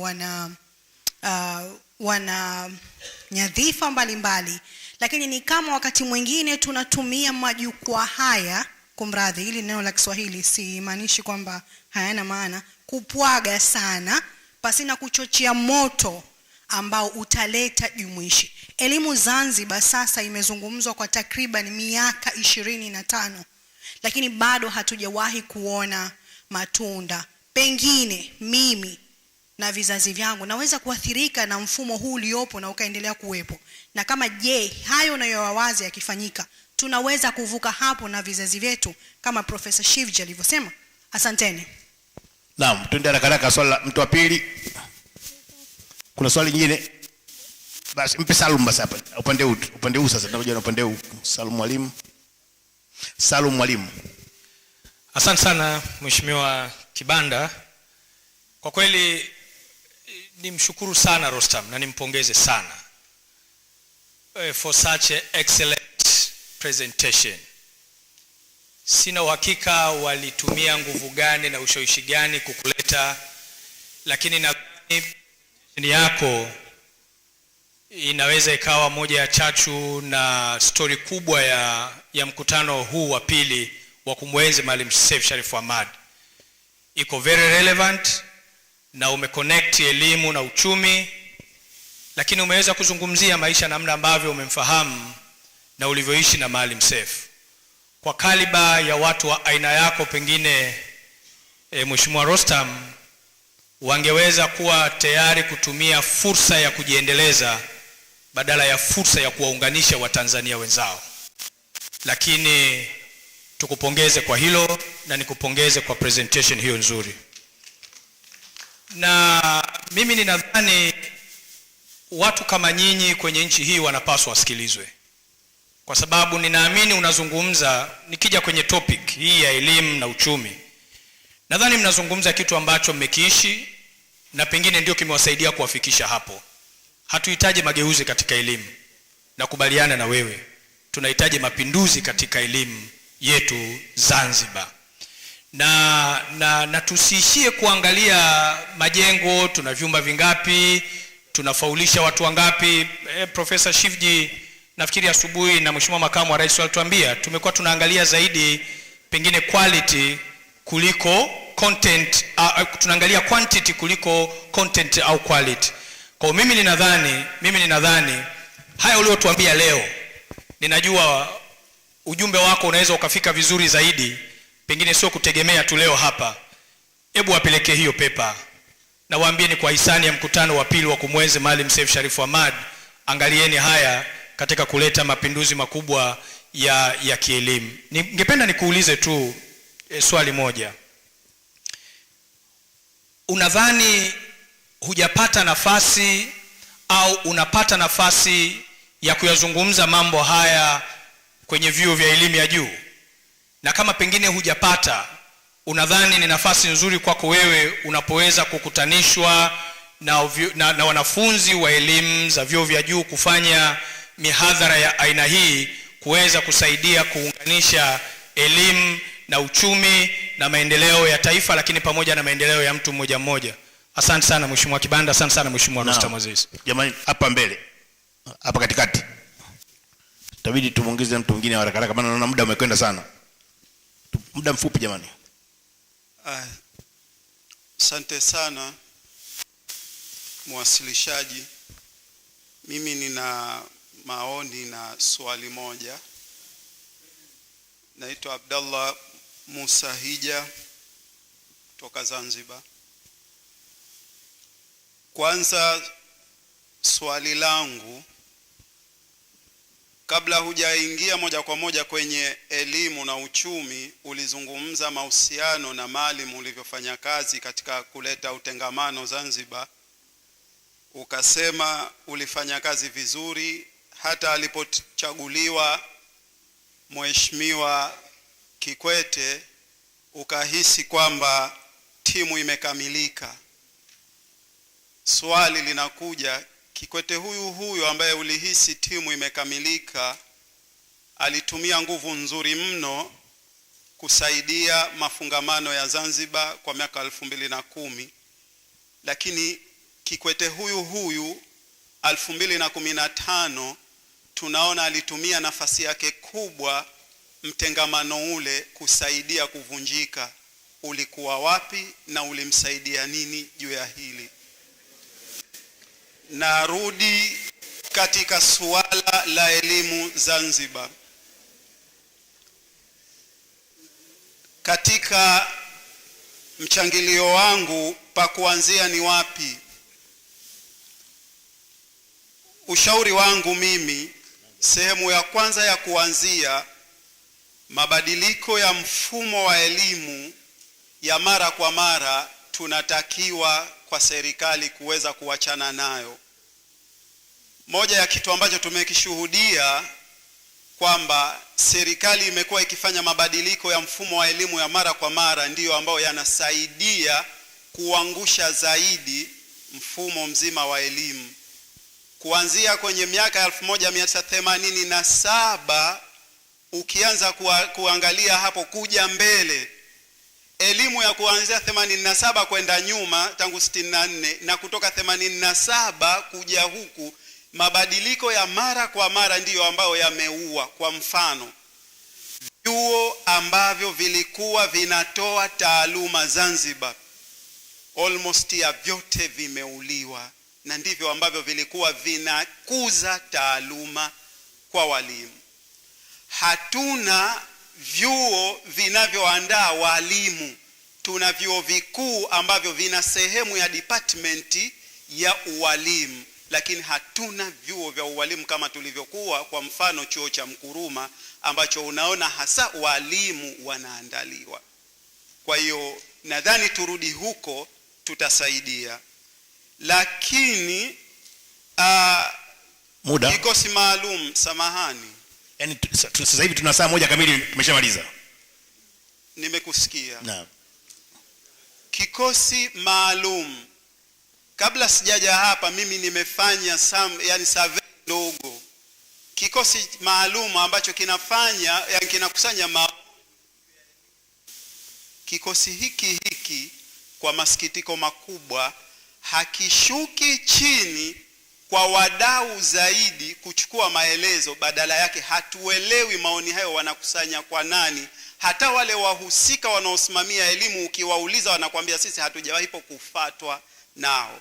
Mapendekezo yangu, kikosi cha elimu kirudi kikawahoji mpaka wakulima wa chini juu ya aina ya mfumo wa elimu kwa watoto wao, upi wanaohitaji na kipi kisaidie. Zaidi ya hayo, kwa sababu ya muda, nashukuru sana na waomba mawaziri mliopo, chukweni pepa, itakusaidieni kusaidia kuiendesha Zanzibar. Asanteni sana. Haya, mpe kuna dada hapo wa mwisho kwenye raundi ya kwanza kushoto kwako, hapo dada huyo. Naam. Swali fupi dadangu. Naam. Naitwa Mwanaisha Zuberi Mdeme. Tusikilizane. Mmenogewa na pepa mpaka mnaanza mjadala kabla hatujahitimisha. Anza dadangu kujitambulisha. Naitwa Mwanaisha Mdeme, ni katibu wa ngome ya vijana. Mwanaisha Mdeme. Mwanaisha Mdeme. Katibu wa ngome ya vijana taifa wa chama cha ACT Wazalendo. Ana maswali mawili kwa Rostam. Swali la kwanza ni kwamba mapinduzi ya elimu, ni wazi kwamba hatuwezi kutegemea serikali peke yake na rasilimali zetu. Bila shaka itatubidi kualika wawekezaji. Swali ni je, yeye binafsi anadhani kuna mazingira haya yataruhusu kuwekeza kwenye elimu? Na swali la pili, anashauri nini kwa serikali kuhusu kuweka taratibu au sheria ambazo zitaweza kudhibiti ili tusizifute mila na desturi za Kizanzibari zisiasilike na utandawazi hasi? Naam. Anauliza mazingira haya yataruhusu uwekezaji katika elimu. Sawa dada Aisha. Naam. Sawa. Ile maiki nyingine. Hiyo ilete tuanze kujibu maswali hapo. Anayo maiki pale. Watu wanne hao. Maana muda wetu umekimbia, itabidi Deus sijui anafanyaje Deus tutateta kidogo. Ndio ni kwa maelekezo yako. Ndani sijui kama tutakuwa na raundi ya pili kwa sababu muda umekwisha. Naam, tusikize basi majibu.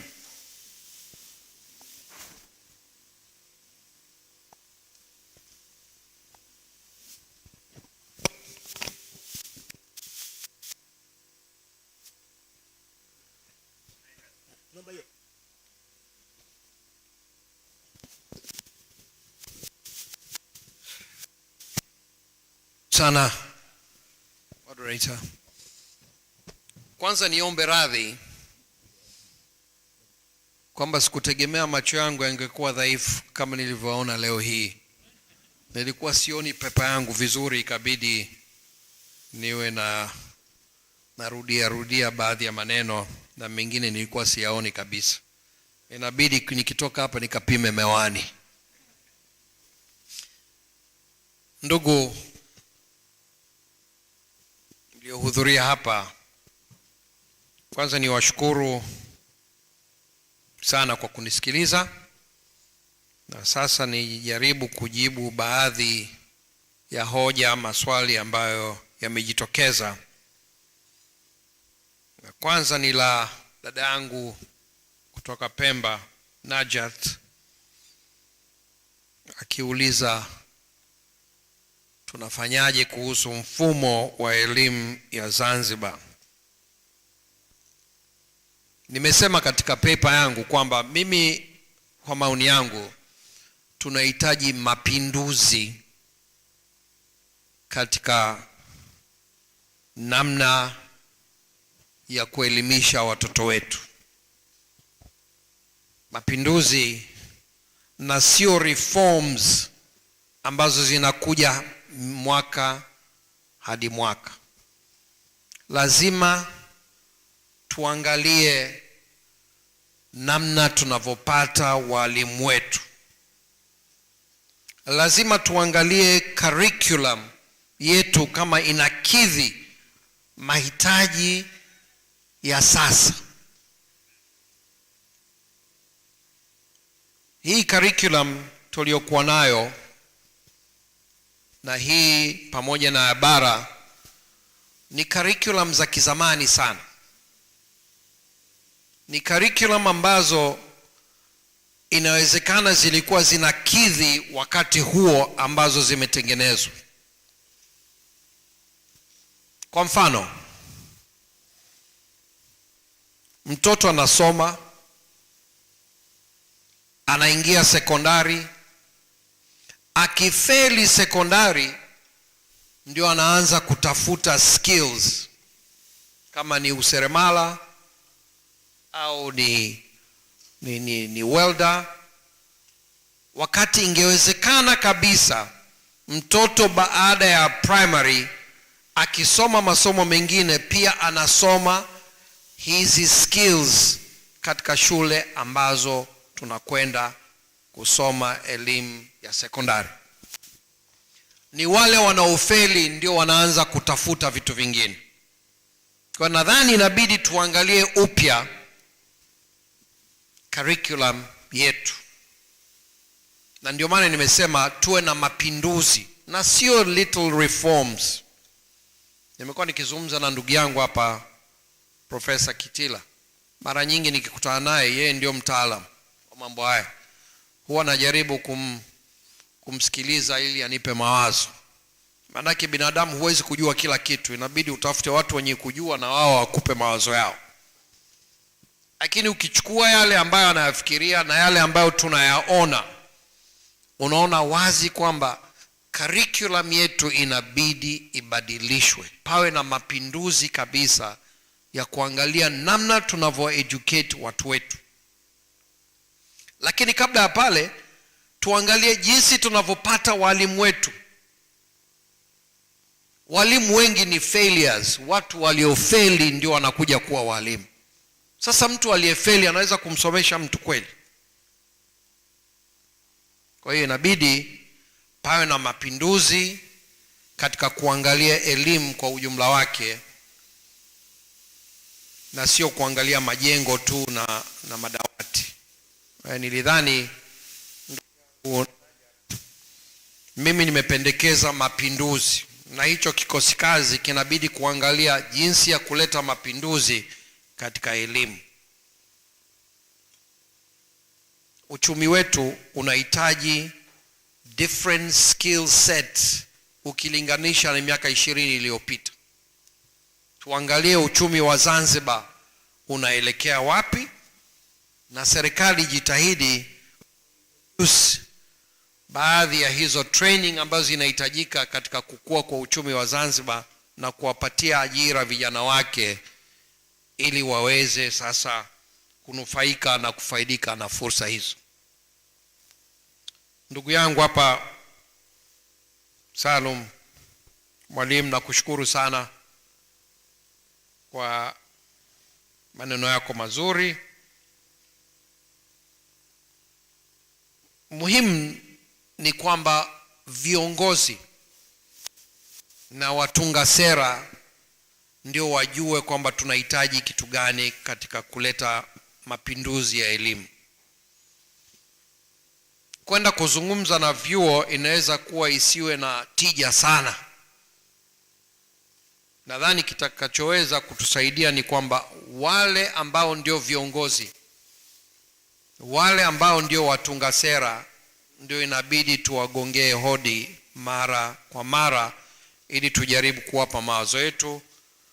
Na kama nilivyosema, mimi nikiona wataalamu huwa nazungumza nao, na pia hujaribu kuwashawishi kuhusu haja ya kuwa na mabadiliko katika mfumo wetu wa elimu ili kuweza kukidhi hayo ambayo tunahitaji, ili watu wetu waweze kutumia fursa zilizokuwepo na waweze kupata ajira za uhakika ili maisha yao yawe bora kuliko yalivyo hivi sasa. Ndugu yangu Abdallah Musa Hija amezungumzia habari ya kikosi kazi na kusema kwamba hawaendi chini kuliko wanavyohitaji. Mimi nadhani viongozi walioko hapa wametusikia. Nadhani hiyo message itafikishwa kwa watu wanaohusika, mawaziri waliokuwepo hapa, ili hicho kikosi kazi kifanye kazi ya kujua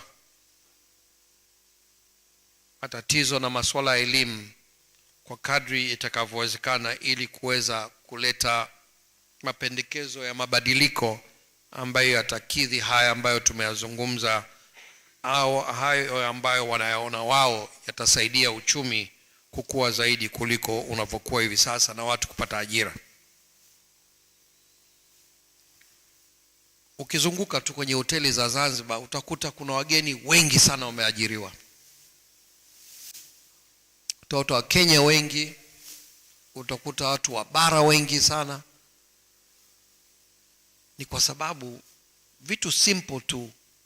Kwa mfano kuweka training college ya hospitality industry, kwa maana ya kufundisha watu vijana namna ya kufanya kazi kwenye hoteli za kitalii. Nadhani ni vitu vidogo tu ambavyo vinahitaji kufanyika. Kwa hiyo tunahitaji, kwa kweli tunahitaji mabadiliko na tunahitaji mapinduzi ya elimu ili Wazanzibari waweze kufaidika na hizi fursa zinazokuja.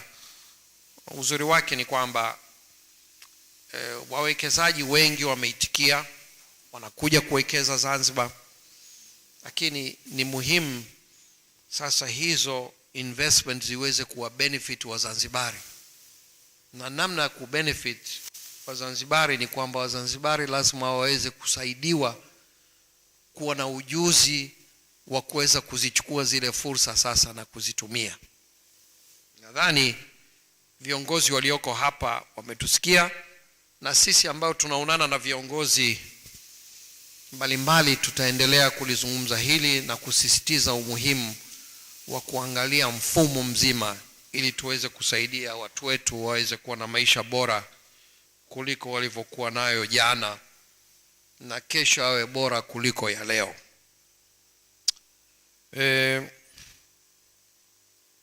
Mwanaisha hapa amezungumzia habari ya private sector investment katika elimu.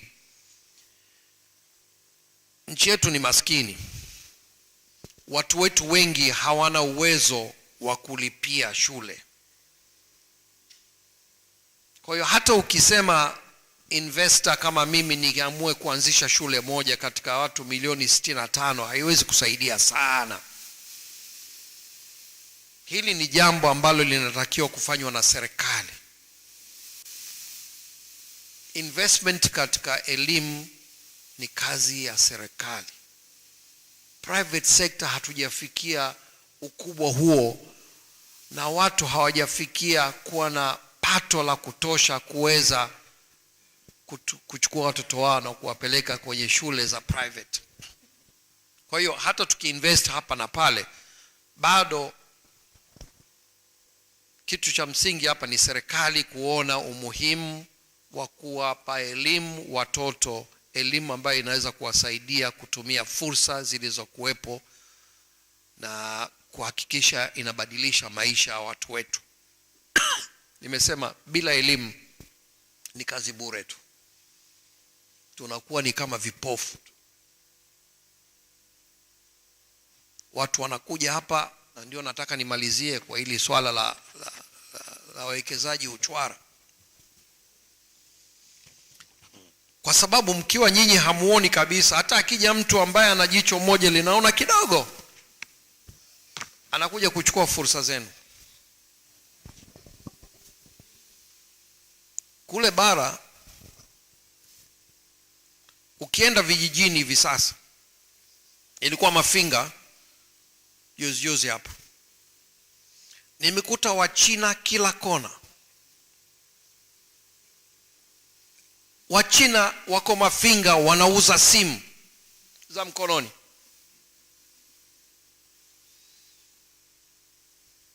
Wachina wamefungua kasino kwenye vijiji vyetu, kwa sababu watu wetu hawaelewi. Kila mwezi anapato la milioni 120. Ni maana yake ni kwamba anafilisi watu wa kijiji kizima kila mwisho wa mwezi.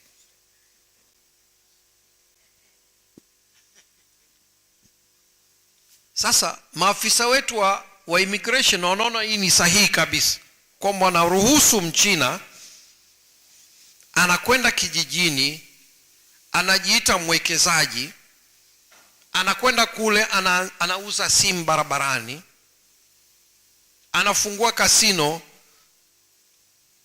kuwafilisi hata kile kidogo walichokuwa nacho watu wetu, anachukua biashara ndogo ndogo zile za watu wa mafinga, wale Wahehe walioko pale walikuwa na biashara za mbao. Hivi sasa wote wamemalizwa, biashara zote zimechukuliwa na Wachina. Sasa lazima tujiulize, hawa ndio wawekezaji tunawahitaji kweli? Naposema wawekezaji uchwara, manangu ndio hao. Inabidi kuangalia sheria yetu ya uwekezaji. Haiwezekani kwamba sheria inasema kampuni ikija na $500 inaitwa investor, lakini ndani ya kampuni ile wanaweza kuwa 20 wa michanga, $20, $30, wakaja kama kampuni wote wakapata class A investor status, wanaitwa wawekezaji. Na hatuna hata uwezo wa kujua kama kweli wameleta hizo $500. Ndio ninaposema wawekezaji uchwara hawatufai. Wanachukua fursa za Watanzania, lakini ili tuweze kuhakikisha hatupotezi fursa hizo kwa watu wa namna hiyo, manake lazima tupate elimu. Watu wakiwa na elimu hawezi kukubali hayo. Hawezi kuruhusu au Wachina wakaingia vijijini kule kuchukua fursa zao. Kwa nasema mifano ni mingi sana. Mtwara kule, Iringa kule, unakuta watu wanaojiita wawekezaji wameingia vijijini na kuchukua biashara za watu wadogo wadogo wa maeneo yale. Lazima tuwe makini, lakini moja ya kitu cha msingi hapa ni kuhakikisha tunaelimisha watu wetu. Watu wetu wanajua namna ya kuziona fursa zile, wanaziona fursa zile na kuzitumia fursa zile kwa maslahi yao. Hamna jingine isipokuwa kuwa na elimu ya uhakika ili tuweze kufanikisha hilo. Baada ya kusema hayo, nadhani kama kuna lingine lolote. Nashukuru sana Rostam, tumetumia dakika karibu 80 sasa, tumezidisha muda.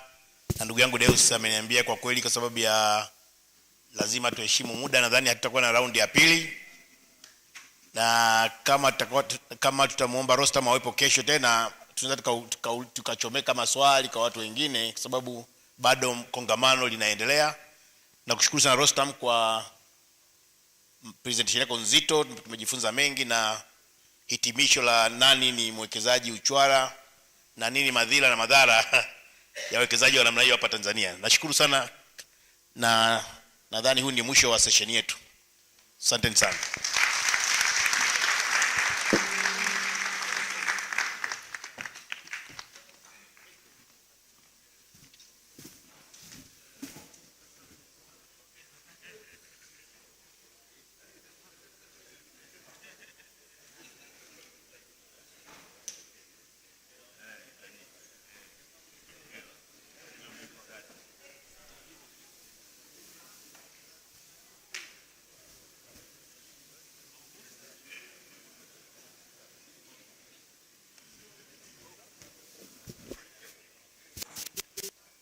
Hello.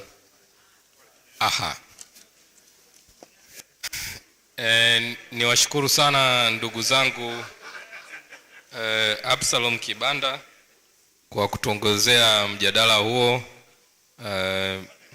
adhim. Nimpe pole ndugu yetu Rostam kwa shida ya macho, itabidi siku nyingine tuweke ambulance pale nje ili walau kama kunatokea matatizo madogo madogo kama haya tunaweza kuyatatua. Nashukuru walau tumepata wazo kwamba kumbe kunaweza kuwa na tenda ya kutengeneza terminal ya michicha na vitunguu ya kuja Zanzibar. Walai lazima tuitumie hiyo fursa vizuri. Zaidi ya hilo, kwa ridhaa yenu, tukitizama ratiba yetu, mtaona tulipaswa tupate break, mapumziko mafupi ya dakika chache, ya turuhusu kujipanga ili kuingia kwenye panel inayofuata. Lakini kwa kuzingatia kwamba muda ushaenda sana, tukisema tu break sasa hivi, na uhakika kuna baadhi yetu hapa au nusu yetu hatutarudi, na tutajikuta tu tumepoteza momentum. Kwa hiyo ili tuweze kumaliza ratiba yetu kama ilivyopangwa,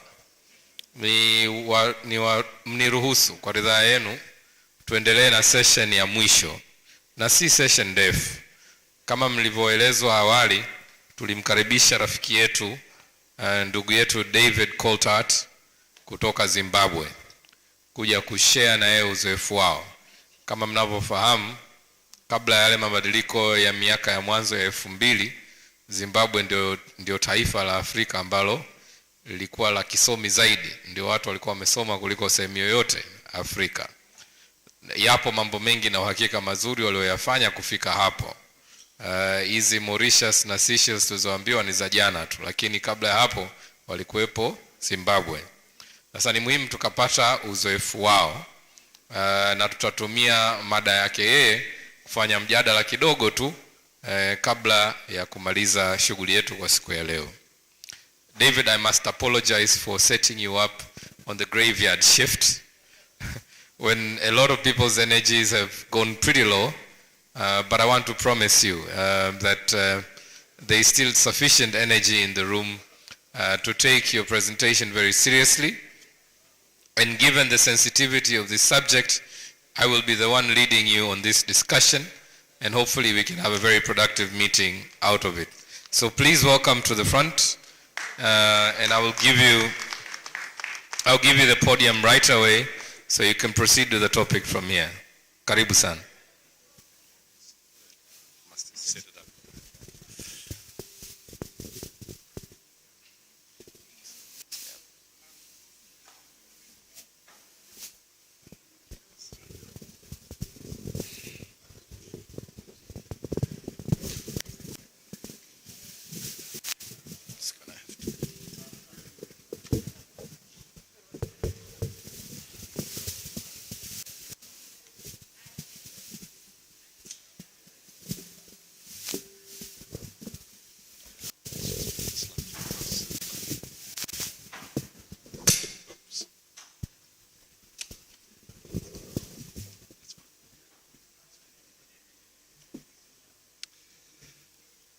Good afternoon, everyone. It's certainly the graveyard shift, and I hope I can keep your attention. I bring you greetings from Zimbabwe and also from Nelson Chamisa, the leader of the party that I represent, the CCC of Zimbabwe, the Citizens Coalition for Change. I'm very grateful to Ishmael and the Maalim Safe Trust Foundation for extending this invitation to speak today. Ishmael and I first met in Cairo quite a few years ago when I was Minister of Education in Zimbabwe between 2009 and 2015. And I'm delighted to see, Ishmael, you strong after your various trials that you've recovered from, and to see that your work and the work of the foundation continues to go from strength to strength. This is a very important conference, ladies and gentlemen, not just for Tanzania, but for our entire continent. And I believe that the topic that I've been given this afternoon is a critical issue that all Africans need to confront. I think I'm true in saying that Africa in many respects is at a crossroads. Decades after the end of colonial rule, much of Africa's great potential is unrealized. For all the wealth that we have in Africa in our human capital, for all the mineral resources we have, for all the tourism potential of Africa, The fact is that the vast majority of Africans remain mired in poverty. Africans are still endangering their lives trying to cross the Mediterranean in leaky boats. Millions of Africans right across the continent, particularly in my own country, Zimbabwe, have plans to emigrate to the United States and Europe and elsewhere. And one of the main reasons why this is the case is because of the crisis in the education sector throughout Africa. Young people are not getting the education they deserve, and they have lost hope. They've lost hope in their own systems, in their own countries, and in the continent.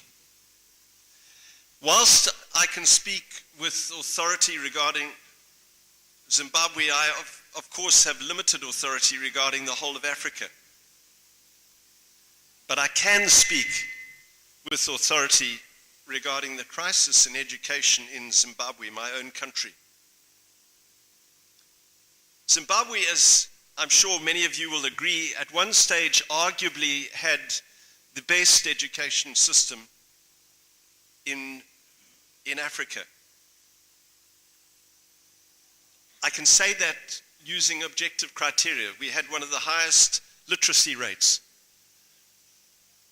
Our graduates were sought after by universities throughout the world. And Zimbabwe's education history goes back to a pivotal point in the 1950s. And there's a very interesting comparison to be made between Zimbabwe's educational history and South Africa's educational history. Because after the nationalist ascension to power in 1948 in South Africa, they created what they called Bantu education, which was specifically designed to educate black South Africans to become laborers. In stark contrast to that, although there was a white minority government in southern Rhodesia, the then southern Rhodesia, it was headed by a relatively liberal government under Garfield Todd. And Garfield Todd and his wife Grace implemented the visionary Dadaya scheme. And the Dadaya scheme was centered on ensuring two things. Firstly, that the critical building blocks in the education system of numeracy and literacy were done well when children were young. And secondly, it sought to ensure that the brightest black Zimbabweans would be able to go right through the educational system progressively and come out with the best education possible. And in that sense, Garfield Todd and his wife were visionaries. They were way ahead of the rest of the continent. And they created a deep passion for education amongst Zimbabweans, a deep understanding amongst Zimbabweans about the importance of education. And the consequence of that is that teachers themselves in southern Rhodesia became an honored profession. Robert Mugabe himself was a teacher, and he was a good teacher, and he understood the importance of education and the importance that teachers were as this critical cog in the education system. And so when he finally came to power in 1980, he took what was still a very good system, but which had bottlenecks in it for black Zimbabweans. Although it was a very good educational system, only a limited number of black Zimbabweans could actually graduate with A-levels. And what he did in 1980 was he broke the bottleneck, and he expanded education dramatically. And he built on the legacy of Garfield Todd of the 1950s. And we benefit from that in Zimbabwe still to this day. And the Zimbabwean education system still to this day, even though it's in a crisis, is qualitatively far superior to the South African education system. And it all goes back to what happened in the 1950s. But what has happened in the last 20 years is that the stunning successes in education in Zimbabwe have been reversed. And when I came Minister of Education in 2009, it was in an extreme crisis. On the day that I took office, we had over 100,000 teachers on strike, 8,000 schools closed. The public examinations, which had been written the previous November, had not even been marked. 20,000 teachers had gone into exile, and the teaching profession was in turmoil. All I did in my 5 years was establish some stability. Tragically, since 2013, education standards have plummeted once again. 1.5 million children in Zimbabwe are now out of school. Textbooks are hardly available. There is a war between the current government and the teaching profession. In the last year, particularly in the aftermath of COVID, hardly any education has taken place. When I caught a taxi yesterday to get to Harare Airport on my way coming here, I spoke to my taxi driver, and he told me that his child, and he's a relatively well-off taxi driver, his child is in a class of 65 in one of Harare's better schools. The basic literacy and numeracy levels are plummeting in Zimbabwe. I recently visited a school in the deep south of Zimbabwe, close to the South African border, a place called Dibili Shaba, a very poor rural area. I was profoundly shocked by what I saw. Hardly any textbooks. In most of the subjects, a 0 pass rate at O-level. And so Zimbabwe faces its most grave educational crisis since the 1950s. And it seems to me that the same is the case in many African countries.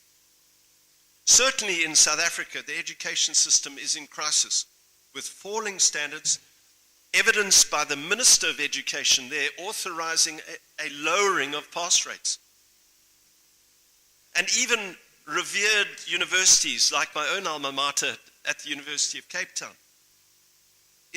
are under threat. And I think that it is true that if we're being honest, right across Africa, massive challenges are presented in the education sector. Even competent governments are overwhelmed by Africa's young population. Education systems simply cannot keep up with population growth. We cannot train enough teachers. We cannot build enough schools quickly enough to keep up with the population growth. And it is in the context of that continental crisis, which we see so clearly demonstrated in Zimbabwe, which used to be the paragon of educational systems in Africa, that we need to ask the question, what can be done? And I want to, this afternoon, pose 7 or 8 solutions, what needs to be done in Zimbabwe and right across our continent. The first may seem to be obvious, but it has to be said. We need to make education our number one government budgetary priority. Instead of resigning ourselves to catastrophe in Africa. We need to learn from the examples of countries which have transformed their educational systems. And I want to use two examples this afternoon, Finland and Singapore. In Finland, after the Second World War, they had a relatively poor education system. They had massive economic challenges. But the Finnish people as a nation, this transcended partisanship. As a nation, they decided to invest in education. It was a national project. And since the 1950s, the Finns have poured money into education and set very high standards for themselves. And it has been a generational project that has now lasted between 5 and 6 decades. And in the course of the last 60 years, they have utterly transformed their education sector. Today in Finland,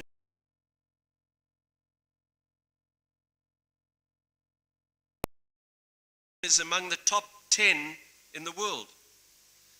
And by boosting the education system, they've utterly transformed their economy. Singapore is the same.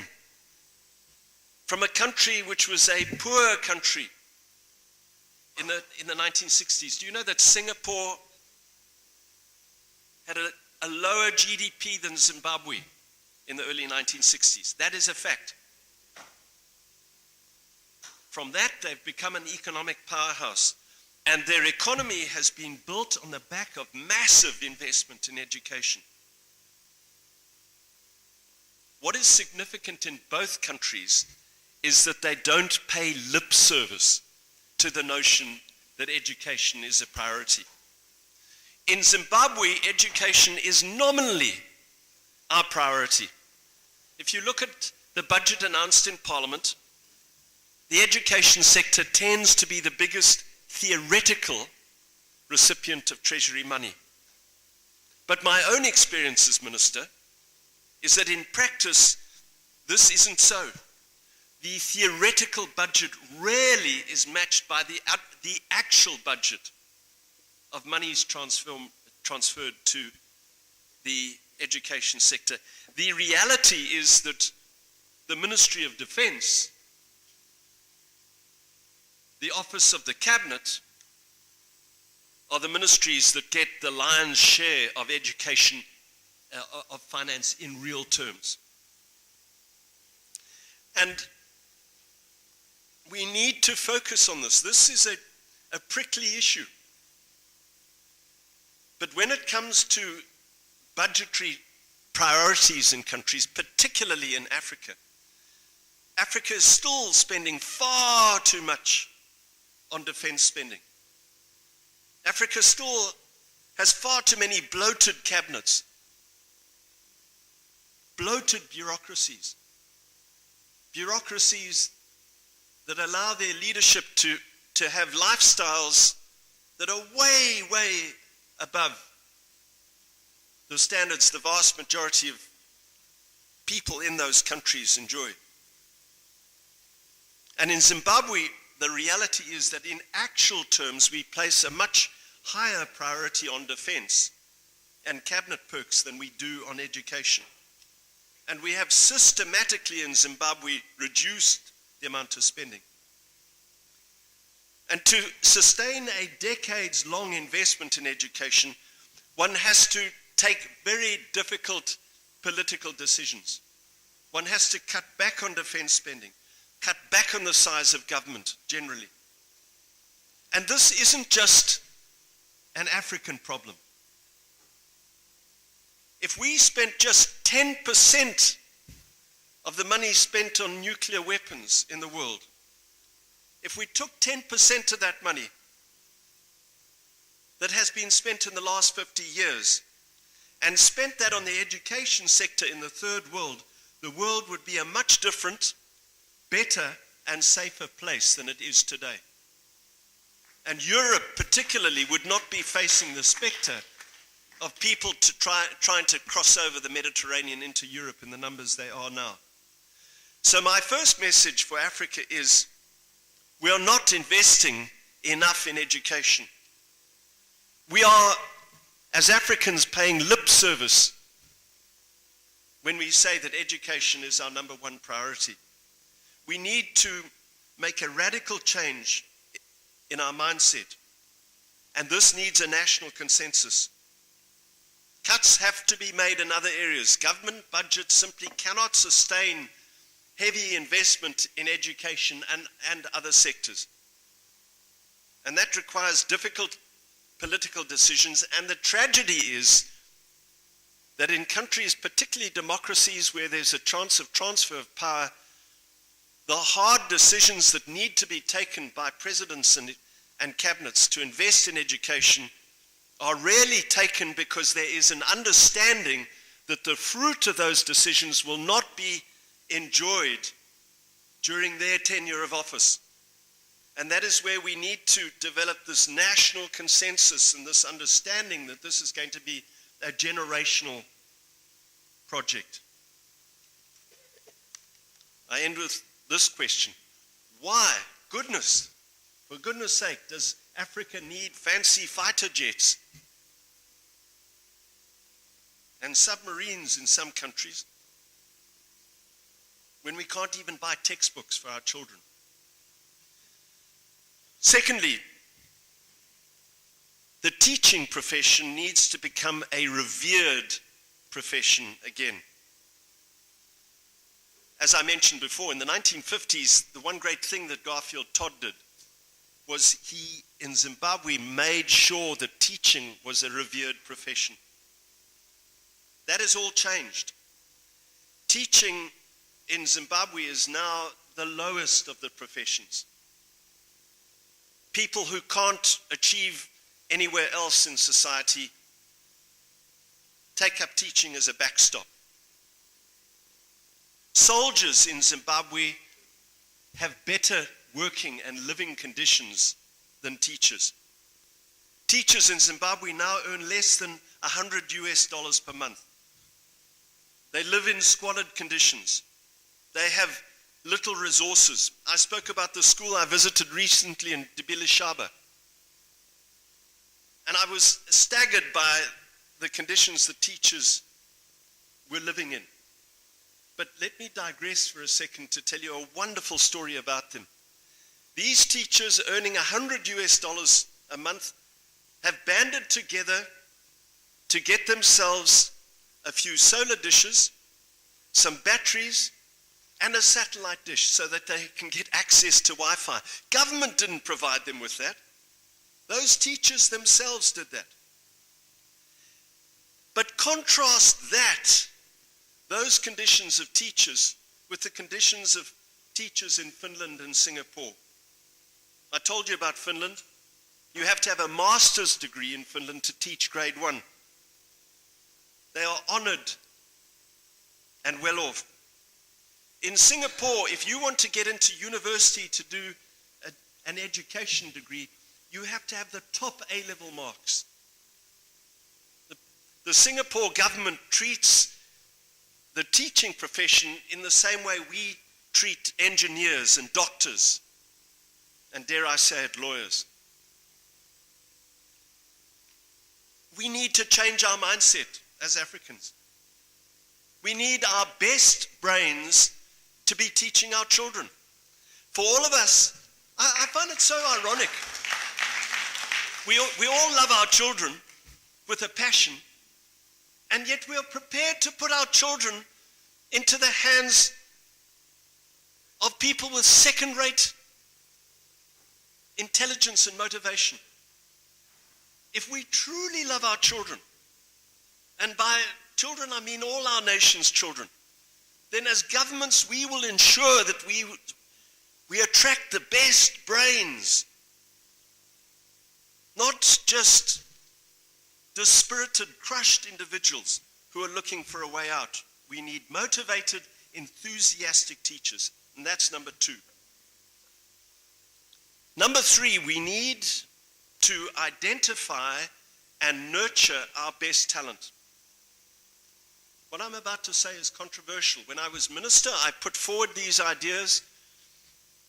I'm so delighted this is the Friedrich Naumann Foundation today, because when I put these ideas to UNICEF and to the international community generally, I was fobbed off and I was criticized. Only the German government, I have to say this, were prepared to put their money into this idea. What is the idea?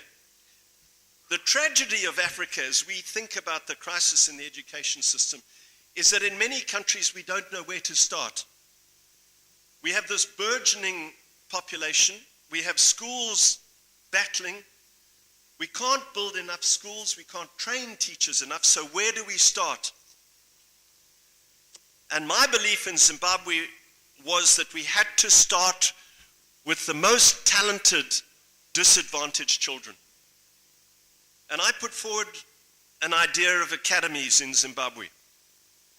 That in every province of Zimbabwe, and ironically, we would go back to the old white schools, the old white government schools that are no longer teaching white children, they're teaching black children, but teaching them to a very poor standard. But they have wonderful facilities that the old white minority government built in their discriminatory practices of rhodesia.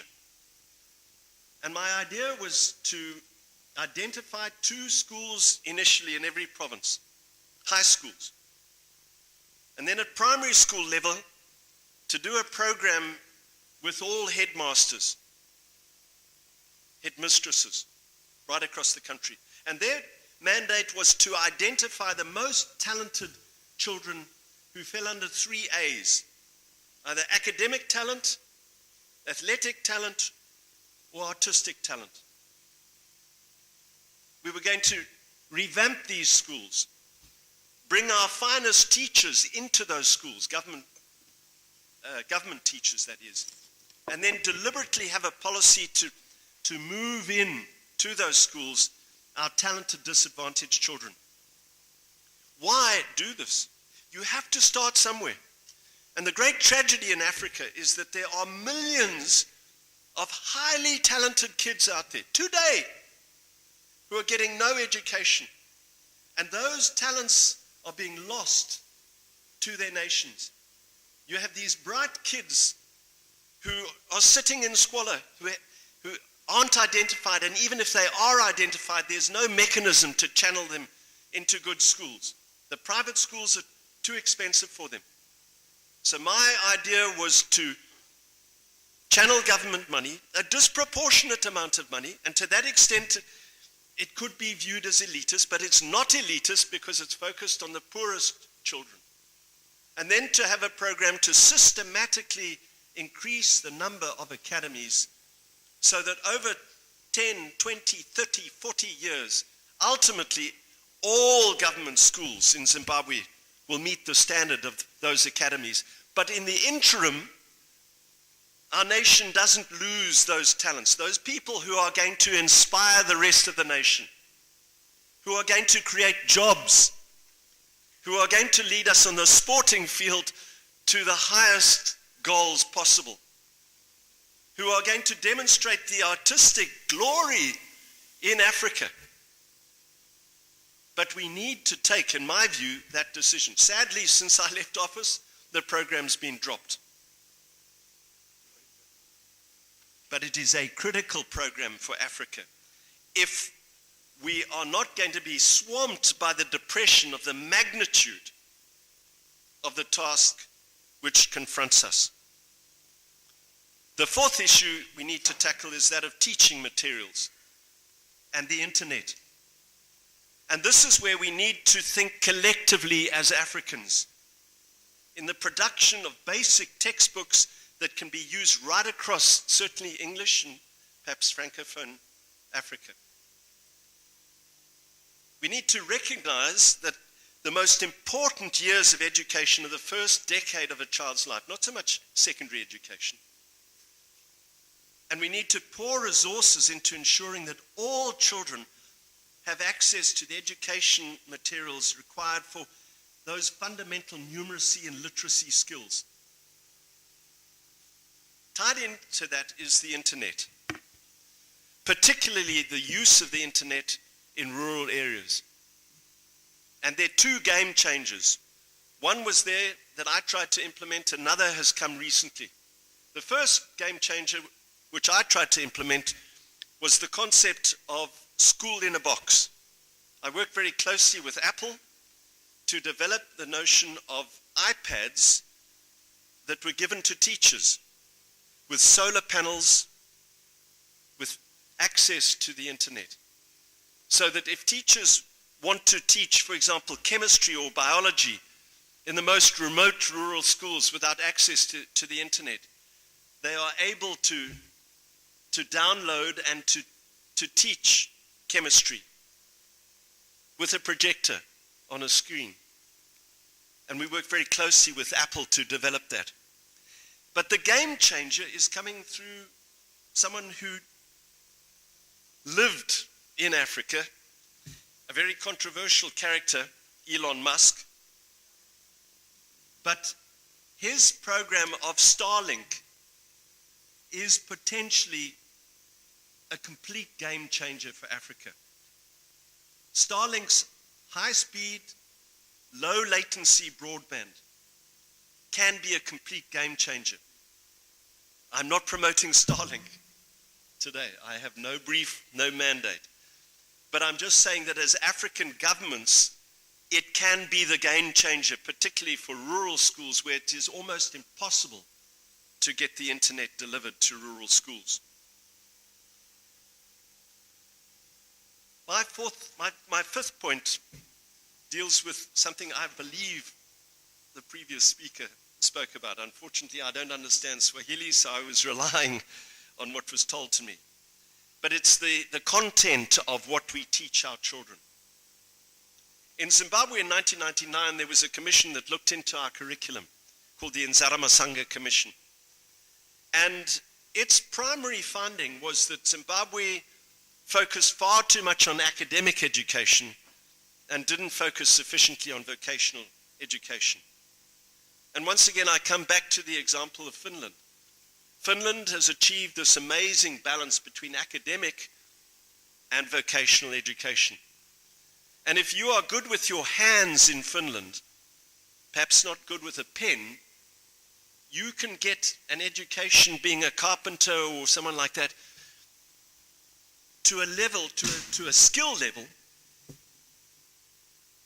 which is the equivalent of someone who can write a fantastic essay or deliver a great legal argument.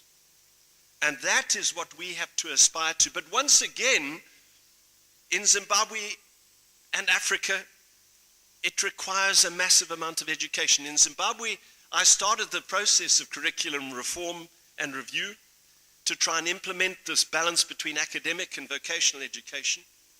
The person who followed me came up with an academic vocational curriculum. By that I mean, in theory, it was going to start teaching practical skills to kids, but in practice it didn't. Because of course, if you're going to teach carpentry or metalwork, you have to have the lathes and the wood and the teachers who are trained themselves in carpentry. And that takes a massive investment. But if we are going to transform the African education sector,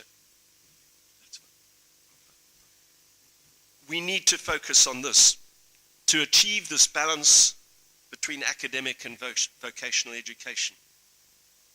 The sixth point, I'm almost finished, relates to consultation. Far too many African governments, and this is particularly so in Zimbabwe, develop policies from the top down. I had the strange benefit of coming into the Ministry of Education as a lawyer. And as I said to my own staff, what I knew about the education sector was positively dangerous. And one of the first meetings I had with my civil servants was to say that to them. And to say that I couldn't develop policies unless I learned from them. Unless we consulted. And I said that it needed to go further than that. I brought in the leaders from the trade unions. I brought in our best educationalists into a National Education Advisory Board. And before I implemented any policy, I made sure that there was a broad consensus prior to implementing that policy. In other words, consultation is critical if we are going to transform the education sector throughout Africa. The sixth point relates to something tackled this morning, that of the girl child. If we don't focus resources on the girl child, and we need to pour a lot more resources into their education, we will not achieve this generational desire to transform the education sector. We will not create this understanding amongst families of the importance of education. When we deprive mothers of an education, we deprive their children of having a motivator to explain to them how important education is for their life. And so the girl child is critically important if we are going to teach the value of education to children and ensure that the next generation does the same. Finally, we need autonomy in the education sector. Obviously, governments have to be involved.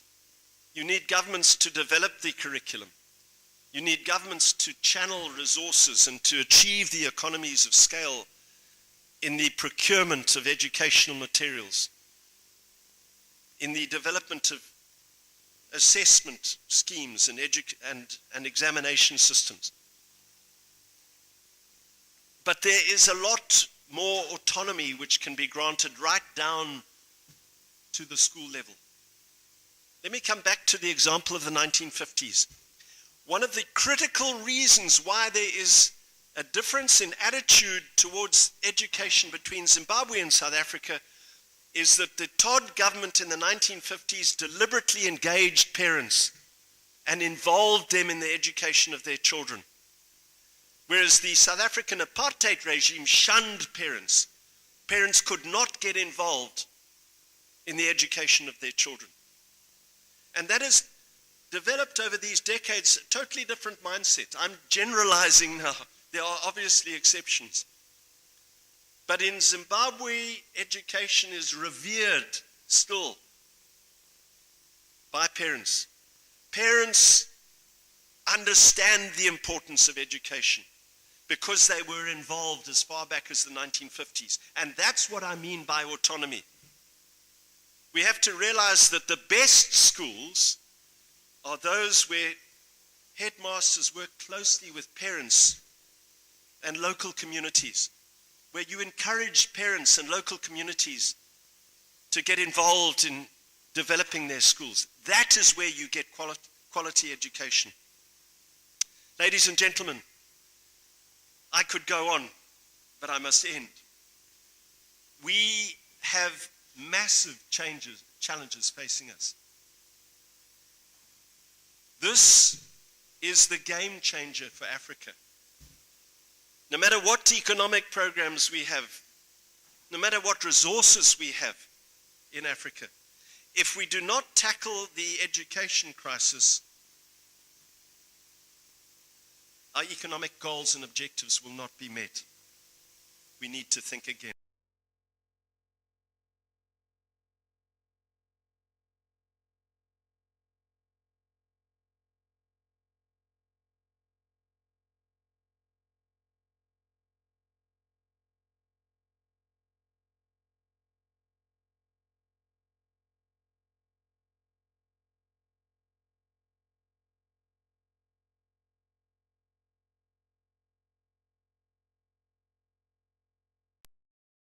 Were moved by your presentation as I was.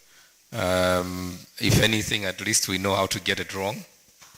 And hopefully there will be questions here, given that Zanzibar is going through a thought process as it is. Kwa hiyo ndugu zangu niwakaribisheni. mtanisamehe kwa sababu hatuna watafsiri hapa leo. Kwa hiyo nitakuombeni muulize maswali yenu kwa lugha lisho, sio kwa lugha ya Kiingereza. Niangushe. Kama mnavyofahamu nchi yetu hii nchi ya utalii, sio bwana? Kwa hiyo lugha hizi za wageni na sisi tunazifahamu bwana. Sasa hii ndio fursa yetu ya kujimwamba fai, ndugu zangu. Sije tukaondoka hapa na jina baya kwamba nilikwenda pale nikazungumza kizungu, nimetoka pale watu wote kapa. Utaniangusha sana ndugu zangu. Lakini nashukuru kwamba walau katika kujimwamba fai nishaona mikono mitatu hapa. Kwa hiyo nitatoa nafasi, fursa. Jamani, nyie ndio mmebeba jezi ya taifa hapa. Kwa hiyo hata mnapouliza maswali walau naamini kwamba mtatuwakilisha vizuri, maana timu yetu ya kina dada ile ishatuangusha hivyo. Kwa hiyo walau tuliobaki humu ndani leo tutimize pale walipopunguza. Kwa hiyo tutaanza kwa ndugu yetu hapa Rostam, amenyosha mkono. Tutafuata hapa katikati, nimemwona Mwanaisha, na kule nyuma naona vijana wawili. Tutachukua maswali 5, kwa hiyo itabaki nafasi moja tu nyingine ya ziada. Tuanze na ndugu yetu Rostam pale. Thank you very much. Let me first say that the presentation by my friend from Zimbabwe was excellent. I enjoyed it thoroughly. You could see that we have an educationist here amongst us. Thank you very much for the insight. It's not a question really. It's more of an observation. Since you are the Minister for Education for Zimbabwe, would you say that the collapse of the economy in Zimbabwe has a direct correlation with the collapse of the education in the country? I say that because when Tanzania decided to go socialist in the 60s and the economy started wavering, we saw a direct correlation between the collapse of the economy and the collapse of the education system. I just wanted your thoughts on that as somebody who has actually lived through it, to confirm this correlation and see if it is relevant. Thank you very much.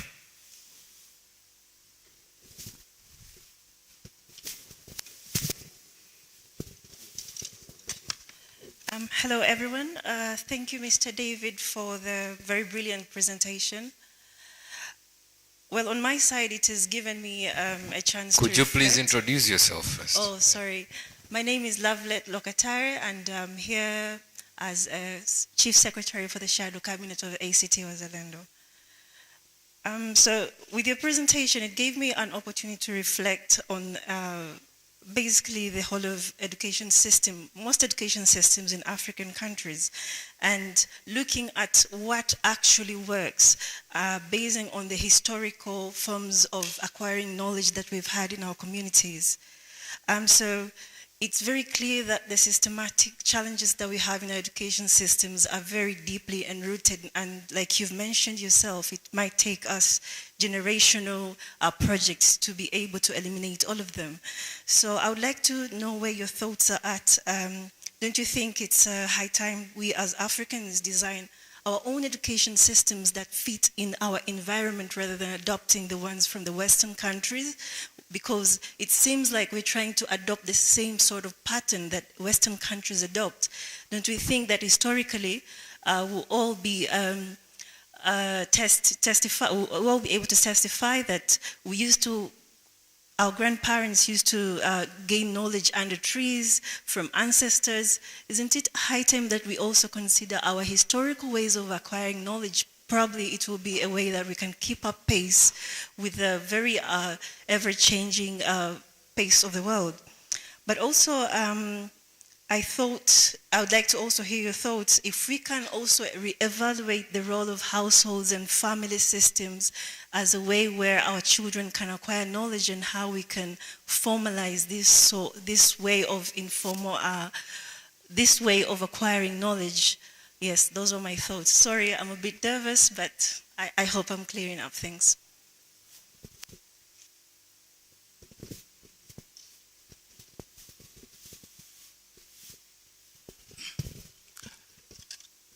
Yeah, thank you very much, everyone. Hello, David. My name is George Akilimali. I'm the co-founder and group CEO of a company called Smart Co Enterprise Limited. We are an education technology company, so I was really curious about your presentation. And of course, you touched a lot of areas which I think are very important to us.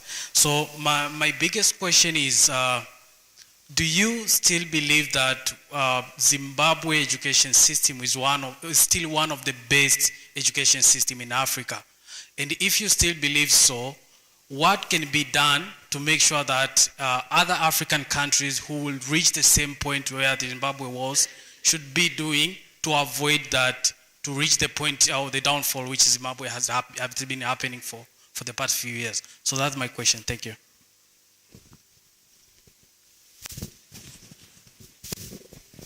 Asante. Tuliahidi kutoa swali moja la mwisho ili yawe matano. Lakini tushapita huku. Kwa hiyo kama hakuna huku basi tutajibu haya manne alafu tufanye round ya mwisho ya maswali matatu. No, assalamu alaikum. I'm hijacking the mic. My name is Haji Ali.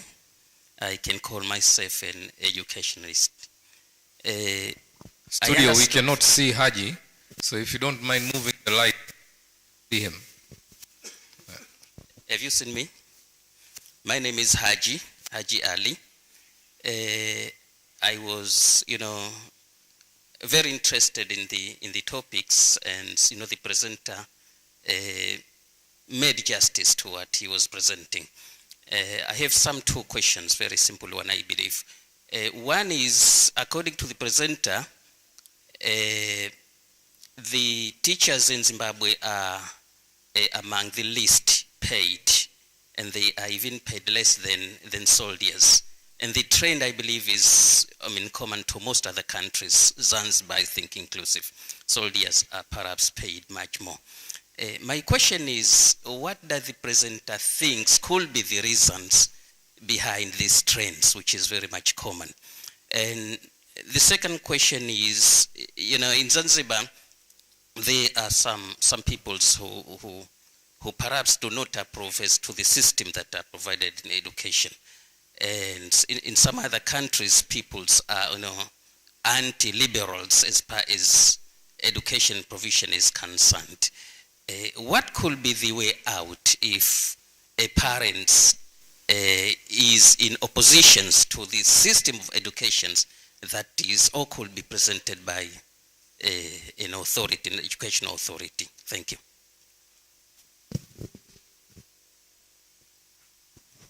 Thank you very much. We'll take this first round of questions and then we can come back for a final for this. David, the floor is yours.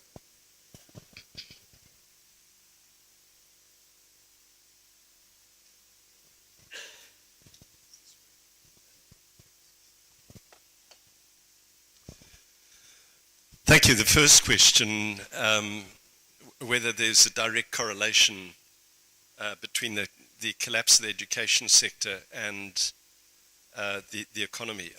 I believe that the evidence is very clear that there is, and that Zimbabwe is a very good example of that. In the first 2 decades of Mugabe's rule, there was a vast amount of international investment in the education sector, and that was complemented by government in real terms. And although the Zimbabwean economy didn't flourish as much as it should have, it certainly grew.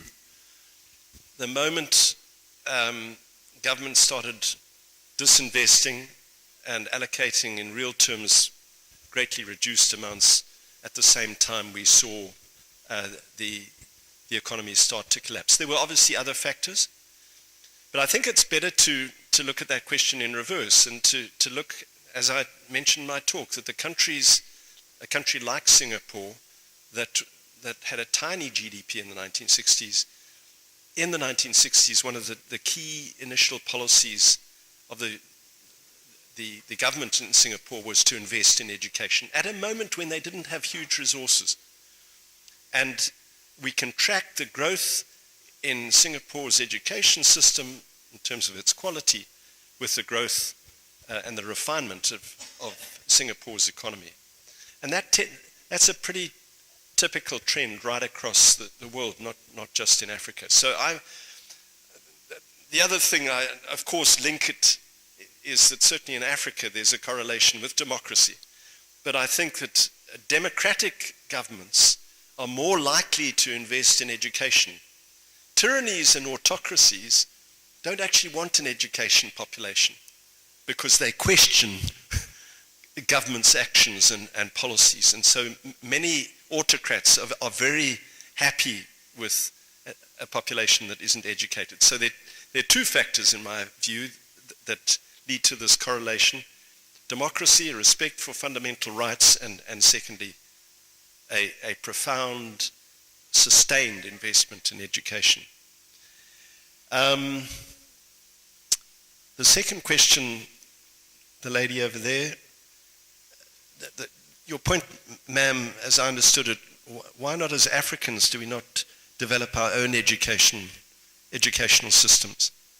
And I think that that's very important. We need to be able to adapt. But let me come back to one of my earlier themes. And I keep coming back to Finland. A very intriguing aspect of the Finnish education system is that children only start their education at the age of 7 in Finland. And the Finnish government makes sure that parents are adequately equipped to teach their own children up to the age of 7. That, of course, I come back to the notion of the girl child. Mothers in Finland play a critically important role in the education of children in Finland. Coming back again to an earlier theme, all educationists will tell you that the most important educational building blocks are those which children learn in the first 10 years of their education. And so if we take that notion in an African concept, yes, so long as children, even in the poorest rural areas, have parents who are adequately equipped, themselves trained, there is a possibility that what you think about can be achieved. And we need to be flexible in that regard. In Zimbabwe, children have to start school in the year they turn 5. In Finland, 7. So I'm open to that concept. But it cannot just be done in a vacuum. And it cannot be done overnight. And until parents are adequately resourced and they understand their role, I think in the short term at least there's a need for traditional schools to ensure that those building blocks are developed. But yes, we must be prepared. In terms of the general curriculum, your point is absolutely valid. We've got so much to teach about our natural history and a natural environment. Just this past weekend I was at a game reserve 3 hours from the city where I live, and we were taken around by a guide, and I learned a vast amount that I'd never learned before about trees and the bush and animal behavior, which has never been taught in our schools. And we can make education so exciting if we draw in those concepts which perhaps the West knows nothing about, but our grandparents know a huge amount, and that needs to be incorporated in the curriculum. So yes, we've got to adapt and be flexible and open to that notion. The gentleman asked, do I still believe that education in Zimbabwe is one of the best in Africa? Yes, I do. Not just because I'm a patriot, but because objectively, despite the turmoil that the education system is in Zimbabwe, we are still developing a very good end product. We still, unlike the South Africans, we haven't dropped our pass rates. Fewer people are passing, but we haven't dropped those pass rates. And those who do manage to pass are still accepted by universities throughout the world. So that is an indication that this isn't just a blind patriot speaking. Objectively, one can verify that what I'm saying is true. But your question was that if Zimbabwe's situation, if Zimbabwe's education system is still good, what should other countries do to avoid the threat that our education system is under? It's largely in what I said in my talk. We need a complete mindset change amongst governments and amongst parents and amongst people. Governments need to make education an absolute priority, and parents need to demand that of governments. The educationalists asked two questions regarding teacher conditions. You asked the question, why is this that teachers have such poor conditions? It comes down to what I said, that teachers are not respected in Zimbabwe. But it goes beyond that. They're not respected just by governments, but if we are honest with ourselves, many parents themselves fob the education of their children off and do not have high expectations. And we need to change that mindset. We need to understand that we are putting the lives of our most precious asset into people who are demotivated, who lack inspiration. And so ultimately, the answer to why teachers are viewed in that way cannot solely be placed at the feet of governments. We all, as parents throughout Africa, need to have some introspection. The second point and final question was, what if a parent is in opposition to a government system? Well, I've got mixed feelings about that, because I'm a lawyer by profession, and I believe Zimbabwe's constitution, which has a clause that says that parents are entitled to teach their children in accordance with their own belief systems and faith in particular. And that is a very important constitutional right, which must be respected. However, there must be limits to that in the best interests of children. So long as a government's education system is objectively shown to be in the best interests of children, parents should try to work within that as possible. But of course, if there are deficiencies, then they must do everything in their power to remedy that, to ensure that their children don't have that deficiency. Okay.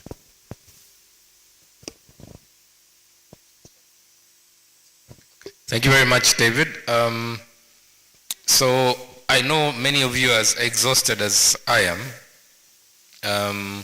I would like to close as soon as possible. I see an educationist who has given up on this conversation here today. But Kitila will come back to you. We had a few hands on this side here. I just want to do them justice and make sure we take a final 3 questions. So we'll take one hand from each of the sides, one hand from here, one from here, and finally, my brother Absalom Kibanda. Please make sure to introduce yourself. Thank you very much. My name is Mohamed Bakari. I teach political science and public administration at the University of Islam.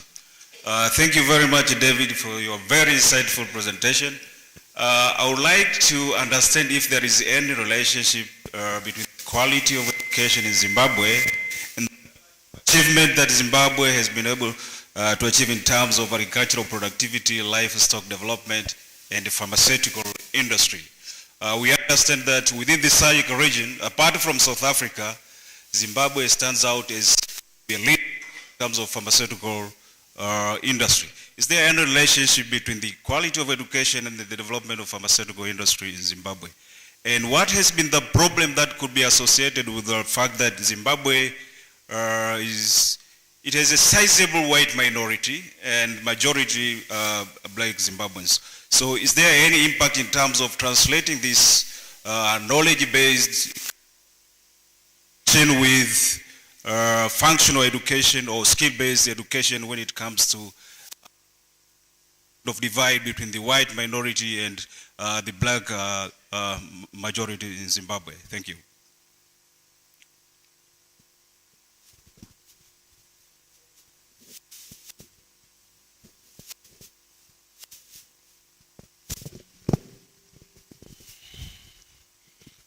Hello, Mr. David. My name is Mohammed.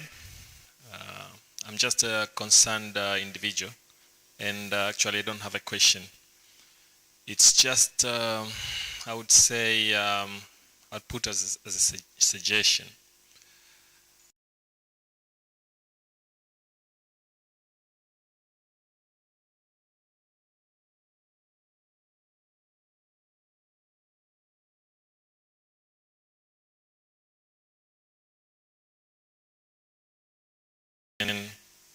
Problems. It's no-brainer. It's very obvious. All the points that have been suggested by you, have been suggested by Professor Shivji here before, have been suggested by Mr.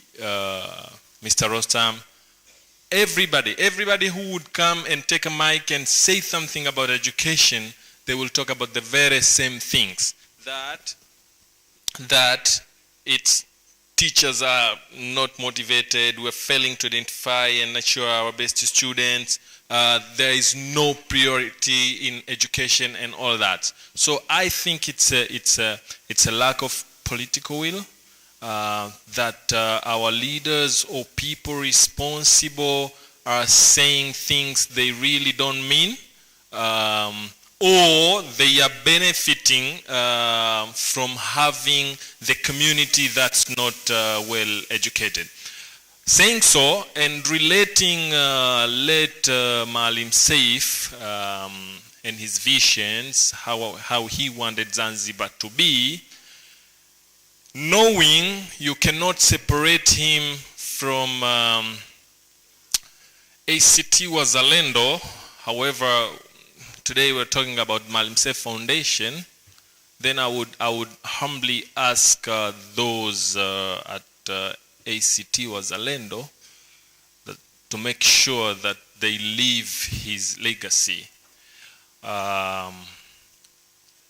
One day they will come into power. Today they are forming the government. They will come into power. They should make sure that it's not the same story over again. That they invest on all of the things that have been suggested by the experts. Thank you very much.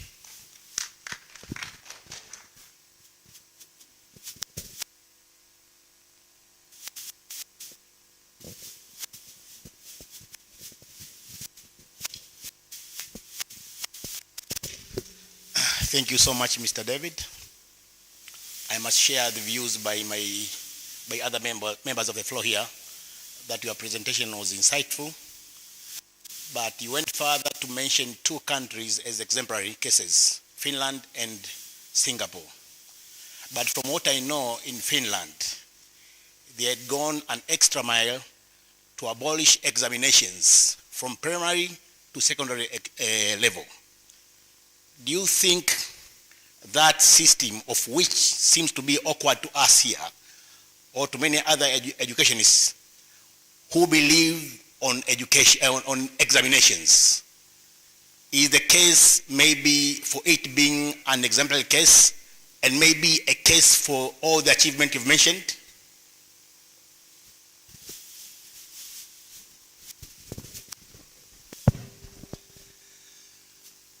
Thank you. To the gentleman over there, the first question, you asked whether there was any correlation between the strength of the pharmaceutical industry and the education sector.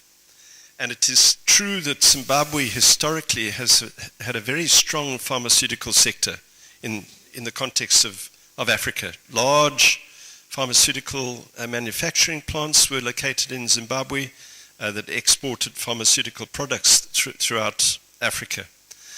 And I think that the development of the pharmaceutical companies in particularly the 70s and the 80s in Zimbabwe was directly related to the strength of our education system. We developed the scientists and the professionals necessary to sustain that industry. So there was a direct link. What has happened now, though, is that the pharmaceutical industry is under threat because we've had a terrible brain drain in Zimbabwe. We've lost our people. We're not getting the same quality of people coming through our education system. And so I think that in itself illustrates the close correlation, not just with the pharmaceutical industry, if I heard you correctly, but with, for example, Zimbabwe used to build its own locomotives, railway locomotives.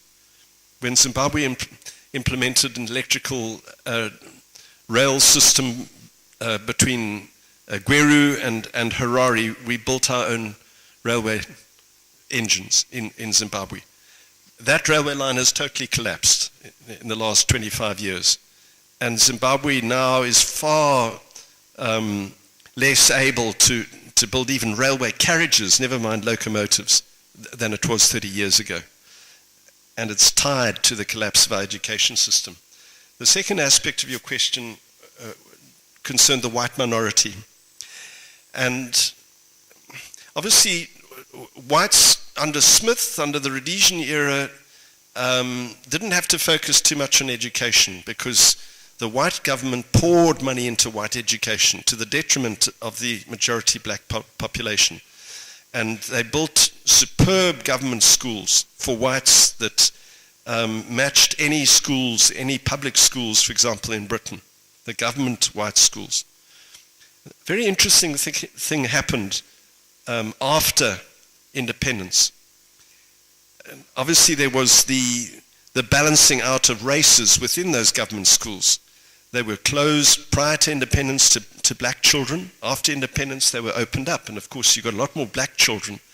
And unfortunately, because of the attitudes of many whites, they weren't happy to have their children in classes where there was a black majority. That's just a sad reality. But it's interesting to see how whites responded to that. And they responded, in one sense, in a very negative way, by pulling their children out. But they also responded in what has actually been hugely beneficial to the country in the long term, in that they built their own schools. And we saw a plethora of private schools in the early 1980s, primarily built by white, not for white children alone. And in fact, virtually all those schools now have a black majority of teachers and of students. And they are some of our strongest schools in the country. And we've got what are called trust schools in Zimbabwe. And the point I'm trying to enforce is not so much the racial issue, which is unfortunate. What I want to emphasize, though, is where parents, irrespective of their race, are determined to give their children the best possible education and make the sacrifices necessary, remarkable things can be done. Now, of course, whites in Rhodesia and Zimbabwe were privileged economically, and they were much better placed to develop their own schools. But there's a very interesting study out of India, a book called The Beautiful Tree. And it's about the development of small private schools in India and how strong they are. And these are schools built by Indian citizens who lost faith in the government schools and who developed their own private schools. And we've seen the same phenomenon in Zimbabwe in the last decade. As government schools have collapsed, we've seen little, relatively poor private schools mushrooming throughout the country and developing actually a pretty high standard of education. So the motivation of parents is critical. That leads me into the second question from the young man there. And he said, you focused, sir, on what you said was a lack of political will. And let me challenge myself and all of us here this afternoon that we often focus on governments and political parties and blame them for the collapse of education. And we don't see our own role in the collapse as citizens and parents. And we have handed, in many cases, the education of our children over to governments. What I see in Zimbabwe, and one of the reasons why we are still getting very high results, even in the context of the government system collapsing, is because of the motivation of parents, even poor parents. In fact, particularly poor parents in Zimbabwe. They have such a profound understanding of the value of education that they make massive sacrifices in their personal budgets to ensure that their children get the best possible education. So if we look at this throughout Africa, and if you look at it in the context of Tanzania, there are two critical factors here. You need governments to make education a priority and to start putting real resources into education. But parents have a major role to play in driving governments to do that, and even if governments fail, to make their own personal sacrifices in their lives to ensure that their children get the best possible education. So we must not fob off the responsibility of education our children to government alone. That is a that is a critical mistake to make. Let me end with the gentleman who spoke about Finland abolishing education. Abolishing education. Freudian slip. Abolishing examinations. Do I think that such a system will work in an African concept? One of the strengths of let me come back to Zimbabwe to answer that. One of the strengths of the old Zimbabwean education system is that it had a very high level of discipline in schools. But related to that was an education that focused on rote learning. And this is a very important theme to end this session on. That system of high discipline and rote learning has resulted in 6 decades of authoritarian rule in Rhodesia and then Zimbabwe. What we need in the Zimbabwean education system is not just a balancing between academic and vocational education, but also a balancing between high levels of discipline and rote learning on the one hand, and a system that challenges children to have an inquiring mind and to test things around them. And the danger of the strict examination system is that it tends to work hand in glove with a rote system of education. And so we need to modify that throughout Africa, not just to achieve the best educational outcomes, but also to ensure that the next generation of children are not going to tolerate autocracy, that they are going to challenge the things they see around them and aspire to greater things and not just accept the status quo. Asante sana. Thank you very much, David. I would like to invite the floor to join me in thanking you for a very moving presentation, a very honest one also, which I think was useful in bringing us and shaping us into tomorrow's conversation, where we dive into more and more into the context of Zanzibar. And I think you deserve a round of applause for that. Since this is our last session, I wish to also thank all the participants for your very energetic participation. Despite it being a graveyard shift, I can report with confidence that I did not see too many people picking up the slices. So this is a good sign that it was indeed an engaging conversation. Tomorrow we come back here at just before 9. We're supposed to be sat just before 9, and tomorrow's conversation, as I mentioned earlier, will focus on the Zanzibar context. We'll start by actually with a reflection on the life of Maalim Saif Sharif Hamad. His only biographer is here with us today, and he will share part of that story. But along with that, we'll have discussants, folks who've actually lived with Maalim and know him quite close and personal, basically to complement the presentation that we made by Maalim's biographer. Interestingly, tomorrow we'll also talk with some of those currently involved with education reforms in Zanzibar to share some leaf about what's actually going on, and based on their own assessment, what needs to change in Zanzibar if Zanzibar is to attain the kind of education that Maalim himself had stated wishes to see. And then, of course, one very interesting part of tomorrow's program is a lifelong debate in Tanzania about the medium of instruction. I don't know whether obviously you could have had that conversation in Zimbabwe because you're multilingual. But in Tanzania, thanks to Mwalimu Nyerere, we have 2 national languages, English and Kiswahili. And it's rather interesting that at this stage, after many reforms, there's now been a growing debate about whether or not we should use English or Kiswahili as the medium of instruction in our schools. I don't know what that has to do with building innovation, but we'll find out tomorrow during this interesting debate what direction we take as a nation. I doubt we'll come out with answers, but I hope we at least attempt to ask the right questions.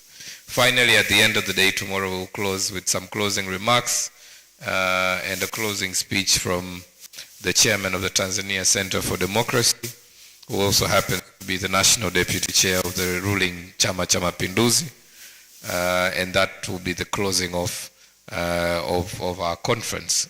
So I encourage you to not miss out and to make sure you're all present here tomorrow. You still want to say a word? All right.